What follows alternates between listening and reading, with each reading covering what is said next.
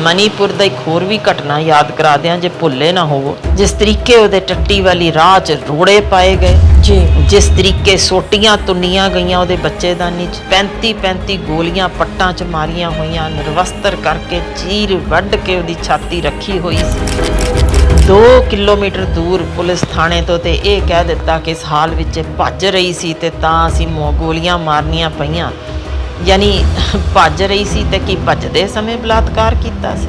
पूरा हिंदुस्तान शर्मसार है। हर औरत अपने आप नूं अज उस तरह निर्वस्त्र महसूस कर रही है। तो जिस तरीके वो आवाज़ चुकदा कि मैं तुहानूं बचा रहा सी, तुसीं मेरी एक पत्नी नहीं बचा सके। जे रेप्स की गल करिए, जिवें तुसीं जिक्र किया 2 साल की बच्ची का भी रेप होया और 80 साल की औरत का भी रेप होया। 2 साल की बच्ची जिहड़ा कि हजे अपना सिर नहीं चुक सकती, अपने पैरों ते खड़ी नहीं हो सकती, ਉਹਦਾ रेप होया, ਉਹਦੇ अंग भंग किए गए।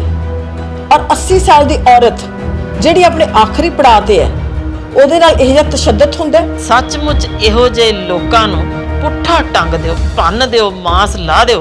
इन्हां दा बिल्कुल इहो हशर होना चाहिए, बल्कि इस हद तक इस मुल्क विच तां सज़ा होनी चाहिए है कि जिहड़ा 2 महीने की बालड़ी का बलात्कार करता है ਉਹਦੇ अंग वड्ड देने चाहिए हैं। नहीं पुट्ठा टंग के उन्होंने भी उस तरह वट्टे मार मार के मार देना चाहिए। इस तो घट नहीं होना चाहिए, क्योंकि ये डॉक्टरी पक्षों साबित हो चुका है कि जिहड़ा नाबालग बेटियां नाल इस तरह का हल करता है वो मानसिक रोगी हुंदा जे ते वो ठीक नहीं हो सकण वाला हुंदा। उहनूं तुसी ताड़दे भी हो, फिर बेलां दे के छड्डदे हो। साडे कोल एक नहीं अनगिणत ने केस, बेल ते बाहर आके दोबारा रेप कर गया।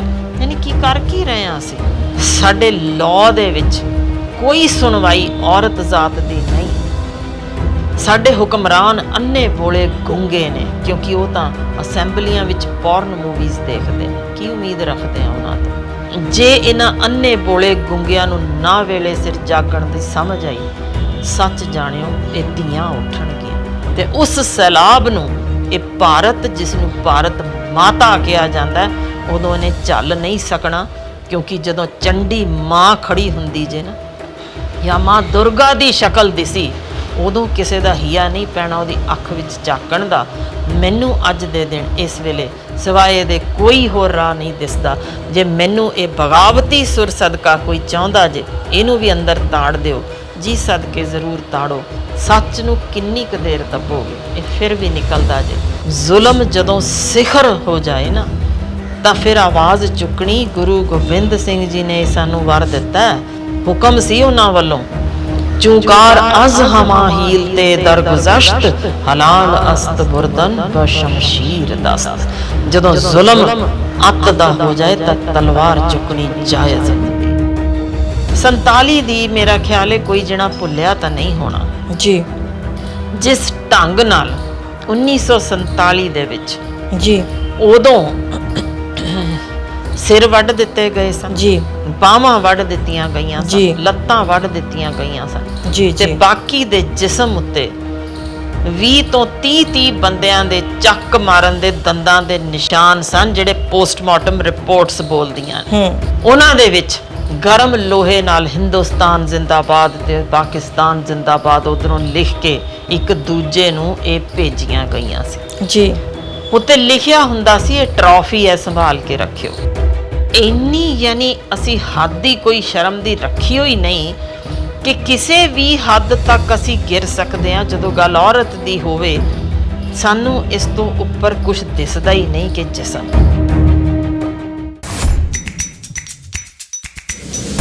सत श्री अकाल जी, मैं एक बार फिर प्रोग्राम अनकट लैके हाजिर हाँ। अनकट दे विच असी अज बहुत ही सेंसिटिव जे इशू ते गलबात करन जा रहे हैं। और यह गलबात जिहड़ी हैगी है किते ना किते मन नूं भी टुंबदी है ते दिमाग नूं तां बहुत ज़्यादा शेक करदी है। मणिपुर दे विच पिछले दिनां जिहड़ी एक स्ट्रगल चल रही है, उहदे विच 2 कम्यूनिटीज़ आमने सामने होईयां ने। कुकी ज़ूमी कम्यूनिटी हैगी है जिहदियां 2 औरतां नूं बिल्कुल नेकेड करके, उन्होंने निर्वस्त्र करके, नग्न करके उन्होंने परेड कराई गई, घुमाया गया, खेतों च लैके जाया गया। एक औरत जिहड़ी सीगी, एक लड़की जिहड़ी सी 20 साल की सीगी ते एक 40 तो कुछ उपर सी। 40 साल की जिहड़ी औरत सी ਉਹਦਾ ਵੀ ਇਹ ਕਹਿਣਾ ਹੈਗਾ ਕਿ 20 ਸਾਲ ਦੀ ਔਰਤ ਦੇ ਨਾਲ ਨਾ ਸਿਰਫ ਉਹਨੂੰ ਨੇਕਡ ਕਰਕੇ ਨਗਨ ਕਰਕੇ ਉਸ ਨੂੰ ਘੁਮਾਇਆ ਗਿਆ ਬਟ ਉਹਦੇ ਨਾਲ ਰੇਪ ਵੀ ਕੀਤੇ ਗਏ। ਇਸ ਤਰੀਕੇ ਦਾ ਵਰਤਾਰਾ ਅੱਜ ਦੇ ਹਾਲਾਤਾਂ ਦੇ ਵਿੱਚ ਵੀ ਹੋ ਰਿਹਾ ਹੈ। ਇਹ ਸਭ ਤੇ ਸਾਡੇ ਨਾਲ ਗੱਲਬਾਤ ਕਰਨ ਲਈ ਬਹੁਤ ਹੀ ਜ਼ਿਆਦਾ ਪਰਿਪੱਕਵ ਤੇ ਖਾਸ ਕਰਕੇ ਔਰਤਾਂ ਦੇ ਹੱਕਾਂ ਹਕੂਕਾਂ ਦੇ ਲਈ ਤੇ ਉਹਨਾਂ ਦੇ ਲਈ ਗੱਲ ਕਰਨ ਵਾਲੇ ਹਮੇਸ਼ਾ ਡਾਕਟਰ ਹਰਸ਼ਿੰਦਰ ਕੌਰ ਹਮੇਸ਼ਾ ਸਾਡੇ ਨਾਲ ਹੁੰਦੇ ਆ ਤੇ ਅੱਜ ਵੀ ਉਹ ਸਾਡੇ ਪ੍ਰੋਗਰਾਮ ਦੇ ਵਿੱਚ ਸਾਡੇ ਮਹਿਮਾਨ ਨੇ। ਮੈਮ ਤੁਹਾਡਾ ਬਹੁਤ ਬਹੁਤ ਸਵਾਗਤ ਹੈ ਜੀ। ਬਹੁਤ ਧੰਨਵਾਦ ਬਿੰਦੂ ਜੀ। ਮੈਂ ਤੁਹਾਡੇ ਪੂਰੇ ਯੂਨਿਟ ਦਾ ਬਹੁਤ ਧੰਨਵਾਦੀ ਹਾਂ ਕਿ ਤੁਸੀਂ ਸਪੈਸ਼ਲੀ ਆਏ ਹੋ ਤੇ ਖਾਸ ਤੌਰ ਤੇ ਇਸ ਮੁੱਦੇ ਨੂੰ ਚੁੱਕਿਆ ਜਿਹੜਾ ਵਾਕਈ ਬਹੁਤ ਗੰਭੀਰ ਹੈ ਤੇ ਇੱਕ ਔਰਤ ਹੁੰਦਿਆਂ ਤੁਸੀਂ ਜਿਸ ਤਰੀਕੇ ਮਜ਼ਬੂਤੀ ਨਾਲ ਇਸ ਵਿਸ਼ੇ ਲਈ ਚਿੰਤਾ ਵੀ ਜ਼ਾਹਰ ਕੀਤੀ ਹੈ ਤੇ ਹੋਰਨਾਂ ਤੱਕ ਪਹੁੰਚਾਉਣ ਦੀ ਕੋਸ਼ਿਸ਼ ਕੀਤੀ ਹੈ, ਵਾਕਈ ਤੁਹਾਨੂੰ ਸਲੂਟ ਹੈ। ਨਹੀਂ ਮੈਮ, ਤੁਹਾਡਾ ਵੀ ਤੁਸੀਂ ਵੀ ਹਮੇਸ਼ਾ ਬੁਲੰਦ ਆਵਾਜ਼ ਕਰਦੇ ਰਹੇ ਹੋ ਖਾਸ ਕਰਕੇ ਬੱਚਿਆਂ ਦੇ ਲਈ ਤੇ ਔਰਤਾਂ ਦੇ ਲਈ। ਔਰ ਜਿੱਥੋਂ ਤੱਕ ਆਪਾਂ ਗੱਲ ਕਰੀਏ ਤੁਸੀਂ ਕਿਸ ਤਰੀਕੇ ਦਾ ਵਰਤਾਰਾ ਹੋਇਆ, ਲੰਬਾ ਸਟਰਗਲ ਚੱਲ ਰਿਹਾ ਹੈ। ਮਈ ਦੇ ਵਿੱਚ ਇਹ ਘਟਨਾ ਹੁੰਦੀ ਹੈ, 2 ਮਹੀਨੇ ਤੱਕ ਪਤਾ ਨਹੀਂ ਲੱਗਦੀ, ਇੱਕਦਮ ਸਰਫੇਸ ਹੁੰਦੀ ਹੈ ਸਾਰੀ ਵੀਡੀਓ ਔਰ ਉਸ ਦੇ ਬਾਅਦ ਇਸ ਤਰੀਕੇ ਦਾ ਖਾਸ ਕਰਕੇ ਚੀਫ ਮਿਨਿਸਟਰ ਦਾ ਇੱਕ ਬਿਆਨ ਆਉਂਦਾ ਵੀ ਇਹ ਜਿਹੀਆਂ ਤਾਂ ਕਈ ਵੀਡੀਓ ਜਿਹੜੀਆਂ ਹੈਗੀਆਂ ਨੇ ਉਹ ਹੈਗੀਆਂ ਨੇ। ਕਿੱਦਾਂ ਦੇ ਮਤਲਬ ਕਿ ਸਾਈਕੀ ਕਿਵੇਂ ਦੀ ਹੈਗੀ ਹੈ ਮਰਦ ਦੀ? ਦੇਖੋ, ਪਹਿਲਾਂ ਇਸੇ ਹੀ ਪਹਿਲੂਆਂ ਇਹਦੇ ਵਿੱਚ ਹੀ ਕੁਝ ਹੋਰ ਪਹਿਲੂਆਂ ਵੱਲ ਝਾਤ ਮਾਰੀਏ। ਜਿਹੜਾ ਉਹਨਾਂ 'ਚੋਂ ਇੱਕ ਔਰਤ ਦੀ ਤੁਸੀਂ ਜਿਵੇਂ ਜ਼ਿਕਰ ਕੀਤਾ, ਉਹਦਾ ਪਤੀ ਕਾਰਗਿਲ ਦੇ ਵਿੱਚ ਜੋ ਦੱਸਿਆ ਜਾਂਦਾ ਹੈ ਕਿ ਇੱਕ ਕਾਰਗਿਲ ਹੀਰੋ ਵਜੋਂ ਸਨਮਾਨਿਤ ਹੋਇਆ, ਉਸਨੇ ਉੱਥੇ ਜੰਗ ਲੜੀ। ਉਹਦੀ ਸਟੇਟਮੈਂਟ ਜ਼ਰਾ ਸੁਣੋ, ਮੇਰਾ ਖਿਆਲ ਹੈ ਉਸ ਤੋਂ ਤਗੜੀ ਆਵਾਜ਼ ਸ਼ਾਇਦ ਨਾ ਚੁੱਕੀ ਗਈ ਹੋਏ ਕਿ ਉਹ ਕਹਿ ਰਿਹਾ ਕਿ ਮੈਂ ਇਸ ਭਾਰਤ ਲਈ ਲੜਿਆ, ਭਾਰਤੀਆਂ ਨੂੰ ਬਚਾਇਆ ਤੇ ਉਹੀ ਹੁਣ ਭਾਰਤੀ ਇੱਕ ਮੇਰੀ ਔਰਤ ਤੱਕ ਬਚਾ ਨਹੀਂ ਸਕੇ। ਤੇ ਫਿਰ ਉਹ ਪੁੱਛਦਾ ਕਿ ਇਸ ਸੜੇ ਗਲੇ ਹੋਏ ਜਿਹੜਾ ਕਾਨੂੰਨ ਦਾ ਸਿਸਟਮ ਹੈ ਉਹਦੇ ਵਿੱਚ ਇਹ ਦੱਸ ਦਿਓ ਕਿ ਮੈਂ ਆਪ ਜਾ ਕੇ ਉਹਨੂੰ ਗੋਲੀ ਮਾਰ ਦੇਵਾਂ ਜਾਂ ਮਰਨ ਤੱਕ ਸਾਲਾਂ ਸਾਲ ਉਡੀਕਦਾ ਰਵਾਂ ਨਿਆਂ ਵਾਸਤੇ, ਜਿਸ ਦੀ ਉਮੀਦ ਘੱਟ ਹੈ ਕਿਉਂਕਿ ਇਸ ਮੁਲਕ ਵਿੱਚ ਬਲਾਤਕਾਰੀਆਂ ਨੂੰ ਬੇਲ ਦਿੱਤੀ ਜਾਂਦੀ ਜੀ। ਇਹਦੇ ਵਿੱਚ ਕੁਝ ਹੋਰ ਉਹਨੇ ਵੈਸੇ ਛੱਡਿਆ ਨਹੀਂ ਕਹਿਣ ਨੂੰ, ਜਿੰਨੀ ਕੁ ਲਾਹਨਤ ਪਾਈ ਜਾ ਸਕਦੀ ਹੈ ਤੇ ਜੋ ਸਾਡਾ ਮੁਖੌਟਾ ਸਾਰਿਆਂ ਦੇ ਸਾਹਮਣੇ ਆਇਆ ਉਹ ਕੋਈ ਲੁਕਿਆ ਹੋਇਆ ਨਹੀਂ। ਦੂਸਰੀ ਇੱਕ ਇੰਪੋਰਟੈਂਟ ਗੱਲ ਕਰਦੇ ਹਾਂ ਕਿ ਇਸ ਸਾਡੇ ਹੀ ਮੁਲਕ ਦੀ, ਜਿਸ ਨੂੰ ਅਸੀਂ ਫਖਰ ਨਾਲ ਭਾਰਤ ਮਾਤਾ ਕਹਿੰਦੇ ਹਾਂ ਜੀ, ਇਹਦੇ ਵਿੱਚ ਅੱਜ ਪ੍ਰੈਜ਼ੀਡੈਂਟ ਕੌਣ ਹੈ? ਕਿ ਇਹਨਾਂ ਹੀ ਇਲਾਕਿਆਂ ਵਿੱਚੋਂ ਤਾਂ ਨਹੀਂ ਆਈ ਹੋਈ ਤੇ ਉਹ ਚੁੱਪ ਕਿਉਂ ਹੈ? ਕਿਸੇ ਕੁਰਸੀ ਦੇ ਲਾਲਚ ਨੂੰ, ਕਿਸੇ ਪਾਰਟੀ ਨੂੰ ਬਚਾਉਣ ਲਈ? ਇਹਦੇ ਵਿੱਚ ਕਿਸ ਹੱਦ ਤੱਕ ਸਿਆਸਤ ਤੁਰੀ? 2 ਮਹੀਨੇ ਪਹਿਲਾਂ ਇਸ ਚੀਜ਼ ਬਾਰੇ ਪਤਾ ਸੀ, ਜਿਸ ਦੀ ਸਟੇਟਮੈਂਟ ਉੱਥੋਂ ਦੇ ਮੁੱਖ ਮੰਤਰੀ ਦਿੰਦੇ ਨੇ ਕਿ ਮੇਰੇ ਕੋਲ ਇਹ ਵੀਡੀਓ ਆ ਚੁੱਕੀ। ਤੇ ਜਦੋਂ ਇਹ ਸਵਾਲ ਪੁੱਛਿਆ ਗਿਆ ਤੁਸੀਂ ਐਕਸ਼ਨ ਕਿਉਂ ਨਹੀਂ ਲਿਆ, ਜ਼ਰਾ ਅਗਲੀ ਲਾਈਨ ਜਿਵੇਂ ਤੁਸੀਂ ਹੁਣੇ ਦੱਸੀ, ऐसी तो मेरे पास 100 से ज़्यादा वीडियोज़ हैं, किस किस पे एक्शन लेता। बहुत माड़ा लगता जे, पर वो भी मेरी ज़ात दियाँ ने।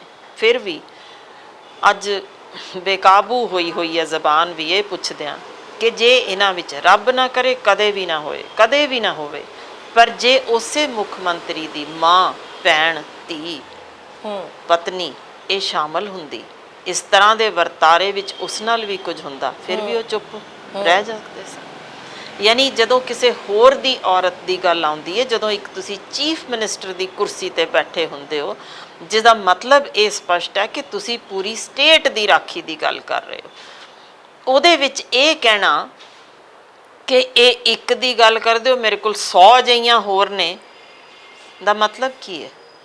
ਕਿ ਤੁਸੀਂ ਆਪਣੀ ਨਪੁੰਸਕਤਾ ਦਾ ਮਤਲਬ ਸਰੇਆਮ ਇਹ ਦੱਸਣਾ ਚਾਹ ਰਹੇ ਹੋ ਕਿ ਮੈਂ ਇਸ ਕਿਸਮ ਦਾ ਇਨਸਾਨ ਹਾਂ?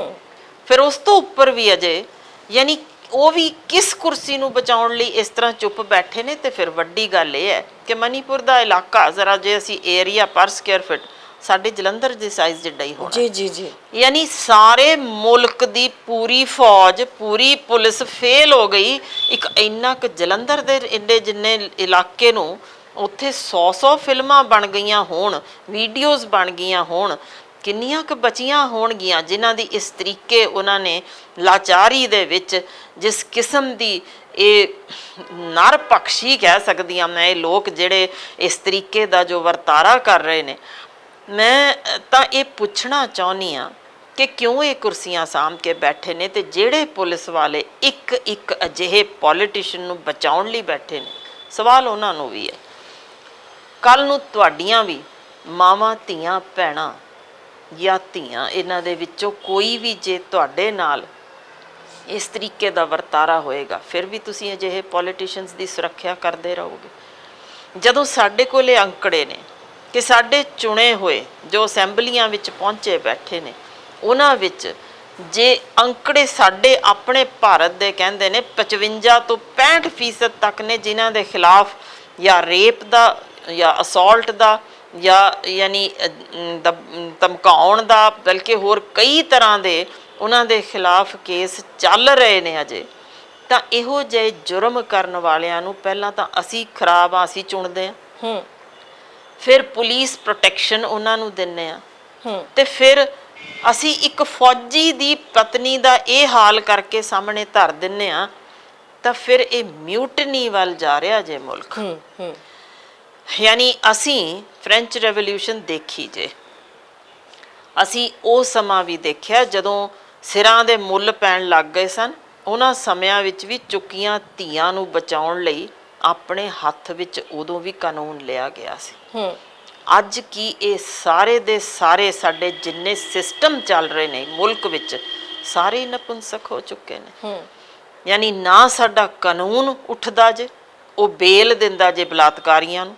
ਉਹ ਜਿਸ ਤਰੀਕੇ ਦਾ, ਇੱਕ ਨਹੀਂ ਬਿੰਦੂ ਜੀ, ਤੁਸੀਂ ਵੀ ਔਰਤ ਹੋ, ਮੈਂ ਵੀ ਔਰਤ ਹਾਂ, ਜਿਸ ਤਰੀਕੇ ਦੇ ਇਹ ਬਲਾਤਕਾਰ ਕੀਤੀਆਂ ਔਰਤਾਂ ਦਾ ਹਰ ਪਲ ਅੱਗੋਂ ਬਲਾਤਕਾਰ ਹੁੰਦਾ ਜੇ, ਉਹ ਲੁਕਿਆ ਨਹੀਂ। ਜਿਸ ਢੰਗ ਨਾਲ ਸਮਾਜ ਨਜ਼ਰਾਂ ਨਾਲ ਬਲਾਤਕਾਰ ਕਰਦਾ, ਜਿਸ ਕਿਸਮ ਨਾਲ ਪੁਲਿਸ ਥਾਣਿਆਂ ਵਿੱਚ ਪੁੱਛਗਿੱਛ ਦੌਰਾਨ ਉਹਦਾ ਬਲਾਤਕਾਰ ਹੁੰਦਾ, ਤੇ ਜਿਸ ਤਰ੍ਹਾਂ ਕੋਰਟਾਂ ਵਿੱਚ ਜਾ ਕੇ ਉਹੀ ਵਕੀਲ ਜੋ ਇਸੇ ਜ਼ਾਤ ਦੇ ਕੁੱਖੋਂ ਜੰਮੇ ਨੇ, ਜਿਸ ਤਰ੍ਹਾਂ ਉਹ ਜ਼ਲੀਲ ਕਰਦੇ ਨੇ, ਕੋਈ ਚੀਜ਼ ਲੁਕੀ ਨਹੀਂ ਹੋਈ। ਜੀ ਬਿਲਕੁਲ। ਜ਼ਰਾ ਮੈਂ ਨੌਜਵਾਨ ਆਪਣੀ ਪੀੜ੍ਹੀ ਦੀ ਗੱਲ ਕਰਨਾ ਚਾਹੁੰਦੀ ਹਾਂ, ਜਿਨ੍ਹਾਂ ਦੀ ਟ੍ਰੇਲਿੰਗ ਵਿੱਚ ਵੇਖਿਓ ਕੀ ਕੁਛ ਲਿਖਦੇ ਨੇ। ਦਿਲ ਫਟਣ ਨੂੰ ਫਿਰਦਾ ਜਦੋਂ ਪੜ੍ਹਿਆ ਜਾਂਦਾ ਕਿ ਹੁਣ ਉਹ ਲਿਖਦੇ ਜੇ ਇਹ ਨੌਜਵਾਨ ਪੀੜ੍ਹੀ ਕਿ ਹੁਣ ਇਹ ਔਰਤ ਕਿੰਨੇ 'ਚ ਦਿਹਾੜੀ 'ਚ ਵਿਕੇਗੀ। ਜੀ, ਇਸ ਹੱਦ ਤੱਕ ਅਸੀਂ ਆਪਣੇ ਮੁਲਕ ਦੇ ਬਾਸ਼ਿੰਦਿਆਂ ਨੂੰ ਲੈ ਗਏ ਹਾਂ ਕਿ ਜਿਨ੍ਹਾਂ ਨੂੰ ਹੁਣ ਇਨਸਾਨੀਅਤ ਨਾਂ ਦੀ ਚੀਜ਼ ਬਾਰੇ ਕੁਝ ਗਿਆਨ ਹੀ ਨਹੀਂ। ਜੀ ਜੀ, ਸਾਡੇ ਅੰਦਰਲਾ ਜਾਨਵਰ ਖੁੱਲ੍ਹ ਕੇ ਬੋਲ ਰਿਹਾ ਹੈ। ਅੱਜ ਕਿਸੇ ਚੀਜ਼ ਨੂੰ ਪ੍ਰਤੱਖ ਨੂੰ ਪ੍ਰਮਾਣ ਦੀ ਲੋੜ ਨਹੀਂ ਹੁੰਦੀ। ਅਸੀਂ ਜਾਨਵਰ ਸੀ, ਜਾਨਵਰ ਹਾਂ, ਤੇ ਜਾਨਵਰ ਹੀ ਰਵਾਂਗੇ। ਗੁਰੂ ਨਾਨਕ ਸਾਹਿਬ ਵੇਲੇ ਵੀ ਜਿਹੜੇ ਉਦੋਂ ਵੀ ਬਲਾਤਕਾਰ ਹੋਏ ਸਨ, ਉਦੋਂ ਵੀ ਔਰਤਾਂ ਤੇ ਤਸ਼ੱਦਦ ਹੋਇਆ ਸੀ, ਤੈਂ ਕੀ ਦਰਦ ਨਾ ਆਇਆ ਵਰਗੀ ਆਵਾਜ਼ ਉੱਠੀ ਸੀ ਜੀ। ਉਦੋਂ ਵੀ ਸਮਝਾਉਣ ਦਾ ਜੋ ਢੰਗ ਵਰਤਿਆ ਸੀ ਨਾ ਕਿ ਰਾਜਿਆਂ ਮਹਾਰਾਜਿਆਂ ਨੂੰ ਜਨਮ ਦੇਣ ਵਾਲੀ ਜੇ, ਜੀ ਬਿਲਕੁਲ, ਇਸ ਦਾ ਸਤਿਕਾਰ ਕਰੋ। ਅੱਜ ਦੇ ਜ਼ਮਾਨੇ ਵਿੱਚ ਵਾਕਈ ਸਤਿਕਾਰ ਦੀ ਲੋੜ ਨਹੀਂ, ਕਿਉਂਕਿ ਰਾਜੇ ਮਹਾਰਾਜੇ ਨਹੀਂ ਜੰਮ ਰਹੇ ਜੀ, ਬਘਿਆੜ ਜੰਮਦੇ ਪਏ ਨੇ, ਤੇ ਬਘਿਆੜ ਉਹ ਆਪਣੀ ਹੀ ਜਿਹੜੀ ਜੰਮਣ ਵਾਲੀ ਦੀ ਵੀ ਕੁੱਖ ਖਾਣ ਨੂੰ ਤਿਆਰ ਨੇ ਜੀ। ਬਿੰਦੂ ਜੀ, ਤੁਸੀਂ ਸੋਚੋ ਕਿਵੇਂ ਨੀਂਦ ਆਉਂਦੀ ਹੋਏਗੀ ਸਾਡੇ ਵਰਗਿਆਂ ਨੂੰ ਕਿ ਜਦੋਂ ਖਬਰ ਪੜ੍ਹੀਏ 2 ਮਹੀਨੇ ਦੀ ਬਾਲੜੀ ਦਾ ਬਲਾਤਕਾਰ ਕਰਦੇ ਨੇ ਜੀ, ਖਬਰ ਛਪ ਗਈ। ਇਹ ਵੀ ਖਬਰ ਛਪ ਗਈ 80 ਵਰਿਆਂ ਦੀ ਮਾਂ ਦਾ ਬਲਾਤਕਾਰ ਕਰਦੇ ਨੇ। ਯਾਨੀ ਇਹਨਾਂ ਲਈ ਕੋਈ ਰਿਸ਼ਤਾ ਪਵਿੱਤਰ ਹੈ ਨਹੀਂ। ਰਿਸ਼ਤਾ ਸਿਰਫ ਇਹੋ ਰਹਿ ਗਿਆ, ਇੱਕ ਜਿਸਮ ਹੈ ਜਿਸ ਨੂੰ ਵਰਤਣਾ, ਹੰਡਾਉਣਾ ਤੇ ਸੁੱਟ ਦੇਣਾ। ਜੇ ਕਿਤੇ ਹਿੰਸਾ ਹੋ ਜਾਏ, ਜੇ ਕਿਤੇ ਕੋਈ ਜੰਗ ਹੁੰਦੀ ਹੋਵੇ, ਕਿਸੇ ਵੀ ਥਾਂ ਤੇ ਕੁਝ ਵੀ ਹੋ ਰਿਹਾ ਹੋਵੇ, ਸਾਡਾ ਇੱਕੋ ਇੱਕ ਨਿਸ਼ਾਨਾ ਜੇ ਕਿ ਉਸ ਥਾਂ ਦੀ ਔਰਤ ਨੂੰ ਜ਼ਲੀਲ ਕਰ ਦਿਓ ਜੀ। 47 ਦੀ ਮੇਰਾ ਖਿਆਲ ਹੈ ਕੋਈ ਜਣਾ ਭੁੱਲਿਆ ਤਾਂ ਨਹੀਂ ਹੋਣਾ ਜੀ, ਜਿਸ ਢੰਗ ਨਾਲ 1947 ਦੇ ਵਿੱਚ ਜੀ ਉਦੋਂ ਸਿਰ ਵੱਢ ਦਿੱਤੇ ਗਏ ਸਨ ਜੀ, ਬਾਹਾਂ ਵੱਢ ਦਿੱਤੀਆਂ ਗਈਆਂ ਸਨ, ਲੱਤਾਂ ਵੱਢ ਦਿੱਤੀਆਂ ਗਈਆਂ ਸਨ ਜੀ, ਤੇ ਬਾਕੀ ਦੇ ਜਿਸਮ ਉੱਤੇ 20 ਤੋਂ 30 ਬੰਦਿਆਂ ਦੇ ਚੱਕ ਮਾਰਨ ਦੇ ਦੰਦਾਂ ਦੇ ਨਿਸ਼ਾਨ ਸਨ, ਜਿਹੜੇ ਪੋਸਟਮਾਰਟਮ ਰਿਪੋਰਟਸ ਬੋਲਦੀਆਂ ਨੇ। ਉਹਨਾਂ ਦੇ ਵਿੱਚ ਗਰਮ ਲੋਹੇ ਨਾਲ ਹਿੰਦੁਸਤਾਨ ਜ਼ਿੰਦਾਬਾਦ ਤੇ ਪਾਕਿਸਤਾਨ ਜ਼ਿੰਦਾਬਾਦ ਉਧਰੋਂ ਲਿਖ ਕੇ ਇੱਕ ਦੂਜੇ ਨੂੰ ਇਹ ਭੇਜੀਆਂ ਗਈਆਂ ਸੀ ਜੀ। ਉੱਤੇ ਲਿਖਿਆ ਹੁੰਦਾ ਸੀ ਇਹ ਟਰੋਫੀ ਹੈ, ਸੰਭਾਲ ਕੇ ਰੱਖਿਓ। ਕਮਾਲ ਹੀ ਹੋ ਗਈ। ਯਾਨੀ ਉਹ ਵੀ ਸਮਾਂ ਲੰਘਿਆ, 84 ਵੀ ਲੰਘੀ, ਉਹਦੇ ਵਿੱਚ ਕਦੇ ਕਿਸੇ ਚੀਜ਼ 'ਚ ਠੱਲ ਨਹੀਂ ਪਈ। ਜੀ ਹਾਲਤ ਇਹ ਪਹੁੰਚ ਚੁੱਕੀ ਹੈ ਕਿ ਇੱਥੇ ਜੇ ਕਸ਼ਮੀਰ ਦੇ ਵਿੱਚ ਦੀ ਵੀ ਗੱਲ ਕਰੀਏ ਜਾਂ ਜੰਮੂ 'ਚ, ਜਦੋਂ ਉਦੋਂ ਵੀ ਧਾਰਾ ਲਾਗੂ ਕਰਨ ਦੀ ਗੱਲ ਕੀਤੀ ਸੀ ਤਾਂ ਜਿਸ ਢੰਗ ਨਾਲ ਫੌਜ ਦੇ ਹੀ ਬੰਦਿਆਂ ਨੇ ਉੱਥੋਂ ਦੇ ਨਿੱਕੇ ਨਿੱਕੇ ਬਾਲਾਂ ਦਾ ਹਾਲ ਜੋ ਕੀਤਾ ਸੀ, ਉਹ ਵੀ ਕੁਝ ਦੱਸਣ ਦੀ ਲੋੜ ਨਹੀਂ, ਵੀਡੀਓਜ਼ ਵੀ ਨਿਕਲ ਚੁੱਕੀਆਂ, ਖਬਰਾਂ ਵੀ ਛਪ ਚੁੱਕੀਆਂ। ਬਿਲਕੁਲ ਇੰਝ ਹੀ ਅਨੇਕ ਇਸ ਤਰ੍ਹਾਂ ਦੀਆਂ ਫੌਜ ਵੱਲੋਂ ਕੀਤੀਆਂ ਜ਼ਿਆਦਤੀਆਂ, ਜਿਨ੍ਹਾਂ ਵਿੱਚ ਦੂਜੇ ਮੁਲਕਾਂ ਵਿੱਚ ਜਾ ਕੇ ਕਿਵੇਂ ਉਹਨਾਂ ਨੇ ਕੁੜੀਆਂ ਦੇ ਹੌਸਟਲਸ ਤੱਕ ਬੰਦ ਕਰਕੇ, ਤੇ ਜਿਸ ਤਰੀਕੇ ਇਹ ਲਫ਼ਜ਼ ਕਹੇ ਗਏ ਉਦੋਂ ਇਹ ਮੰਨੇ ਨੇ, ਉਹਨਾਂ ਤੇ ਕੋਰਟਾਂ 'ਚ ਕੇਸ ਚੱਲੇ ਜਿੱਥੇ ਉਹ ਮੰਨ ਚੁੱਕੇ ਕਿ ਹਾਂ ਸਾਨੂੰ ਇਹ ਖੁੱਲ੍ਹ ਦਿੱਤੀ ਗਈ ਸੀ ਕਿ ਉੱਥੋਂ ਦੀਆਂ ਜਿੰਨੀਆਂ ਵੀ ਬੇਟੀਆਂ ਨੇ ਹਰ ਇੱਕ ਦੇ ਕੁੱਖ ਵਿੱਚ ਆਪਣਾ ਬੀਜ ਬੀਜ ਕੇ ਆਇਓ। ਇੰਨੀ ਯਾਨੀ ਅਸੀਂ ਹੱਦ ਹੀ ਕੋਈ ਸ਼ਰਮ ਦੀ ਰੱਖੀ ਹੋਈ ਨਹੀਂ ਕਿ ਕਿਸੇ ਵੀ ਹੱਦ ਤੱਕ ਅਸੀਂ ਗਿਰ ਸਕਦੇ ਹਾਂ। ਜਦੋਂ ਗੱਲ ਔਰਤ ਦੀ ਹੋਵੇ ਸਾਨੂੰ ਇਸ ਤੋਂ ਉੱਪਰ ਕੁਝ ਦਿਸਦਾ ਹੀ ਨਹੀਂ ਕਿ ਜਿਸਮ ਹੈ। ਜਦੋਂ ਇਸ ਹੱਦ ਤੱਕ ਗਿਰਾਵਟ ਹੋ ਜਾਏ ਨਾ, ਫਿਰ ਪੈਪੂਆ ਤੇ ਨਿਊ ਗਿਨੀ ਦੀ ਮੈਨੂੰ ਤਾਂ ਅਸਲੀਅਤ ਸਾਹਮਣੇ ਆਉਂਦੀ ਜੇ। ਉੱਥੇ ਮੈਂ UN 'ਚ ਗਈ ਸਾਂ, ਜਦੋਂ ਮੈਨੂੰ ਉੱਥੇ ਇਹ ਸਾਰਾ ਕੁਝ ਇਹ ਤੱਥ ਉੱਥੇ ਮਿਲੇ, ਕਿਉਂਕਿ ਸਾਡਾ ਭਰੂਣ ਹੱਤਿਆ ਤੇ ਉਦੋਂ ਸੀ ਸੈਮੀਨਾਰ। ਉੱਥੇ ਦੱਸਿਆ ਗਿਆ ਪੈਪੂਆ ਤੇ ਨਿਊ ਗਿਨੀ ਵਿੱਚ 80% ਹੋ ਚੁੱਕਾ ਸੀ ਕ੍ਰਾਈਮ ਅਗੇਂਸਟ ਵੂਮਨ। ਉੱਥੋਂ ਦੀਆਂ ਔਰਤਾਂ ਨੇ ਆਪ ਹੀ ਫੈਸਲਾ ਲਿਆ ਕਿ ਇਹ ਤਾਂ ਨਪੁੰਸਕ ਨੇ ਸਾਰੇ, ਕਾਨੂੰਨ ਵਾਲੇ ਜਿਹੜੇ ਜਿੰਨੇ ਮਰਜ਼ੀ ਪੁਲਿਸ ਕਰਮੀ ਨੇ, ਕੋਈ ਕਿਸੇ ਕੰਮ ਦਾ ਨਹੀਂ। ਅਸੀਂ ਆਪ ਹੀ ਫੈਸਲਾ ਲੈਂਦੀਆਂ ਕਿ ਅਸੀਂ ਹਰ ਆਪਣਾ ਪਹਿਲਾ ਜੰਮਿਆ ਮੁੰਡਾ ਮਾਰ ਦਿਆਂਗੀਆਂ। ਮੁੰਡਿਆਂ ਦੀ ਗਿਣਤੀ ਘਟੀ ਤੇ ਪਤਾ ਜੇ 5 ਸਾਲ ਇਹ ਤੁਰਦਾ ਰਿਹਾ, ਕਿਸੇ ਨੂੰ ਪਤਾ ਨਹੀਂ ਲੱਗਿਆ। 5 ਸਾਲ ਬਾਅਦ ਕ੍ਰਾਈਮ ਅਗੇਂਸਟ ਵੂਮਨ ਦਾ ਫਿਗਰ 20% ਰਹਿ ਗਿਆ ਸੀ। ਉਦੋਂ ਫਿਰ ਇਹ ਜਾਗੇ ਤੇ ਇਹ ਇੰਨਾ ਹੋ ਹੱਲਾ ਪਿਆ ਕਿ ਇਹਨੂੰ ਰੋਕਣਾ ਚਾਹੀਦਾ ਤੇ ਅਸੀਂ ਹੁਣ ਧਿਆਨ ਰੱਖਾਂਗੇ, ਨਾ ਕੀਤਾ ਜਾਵੇ।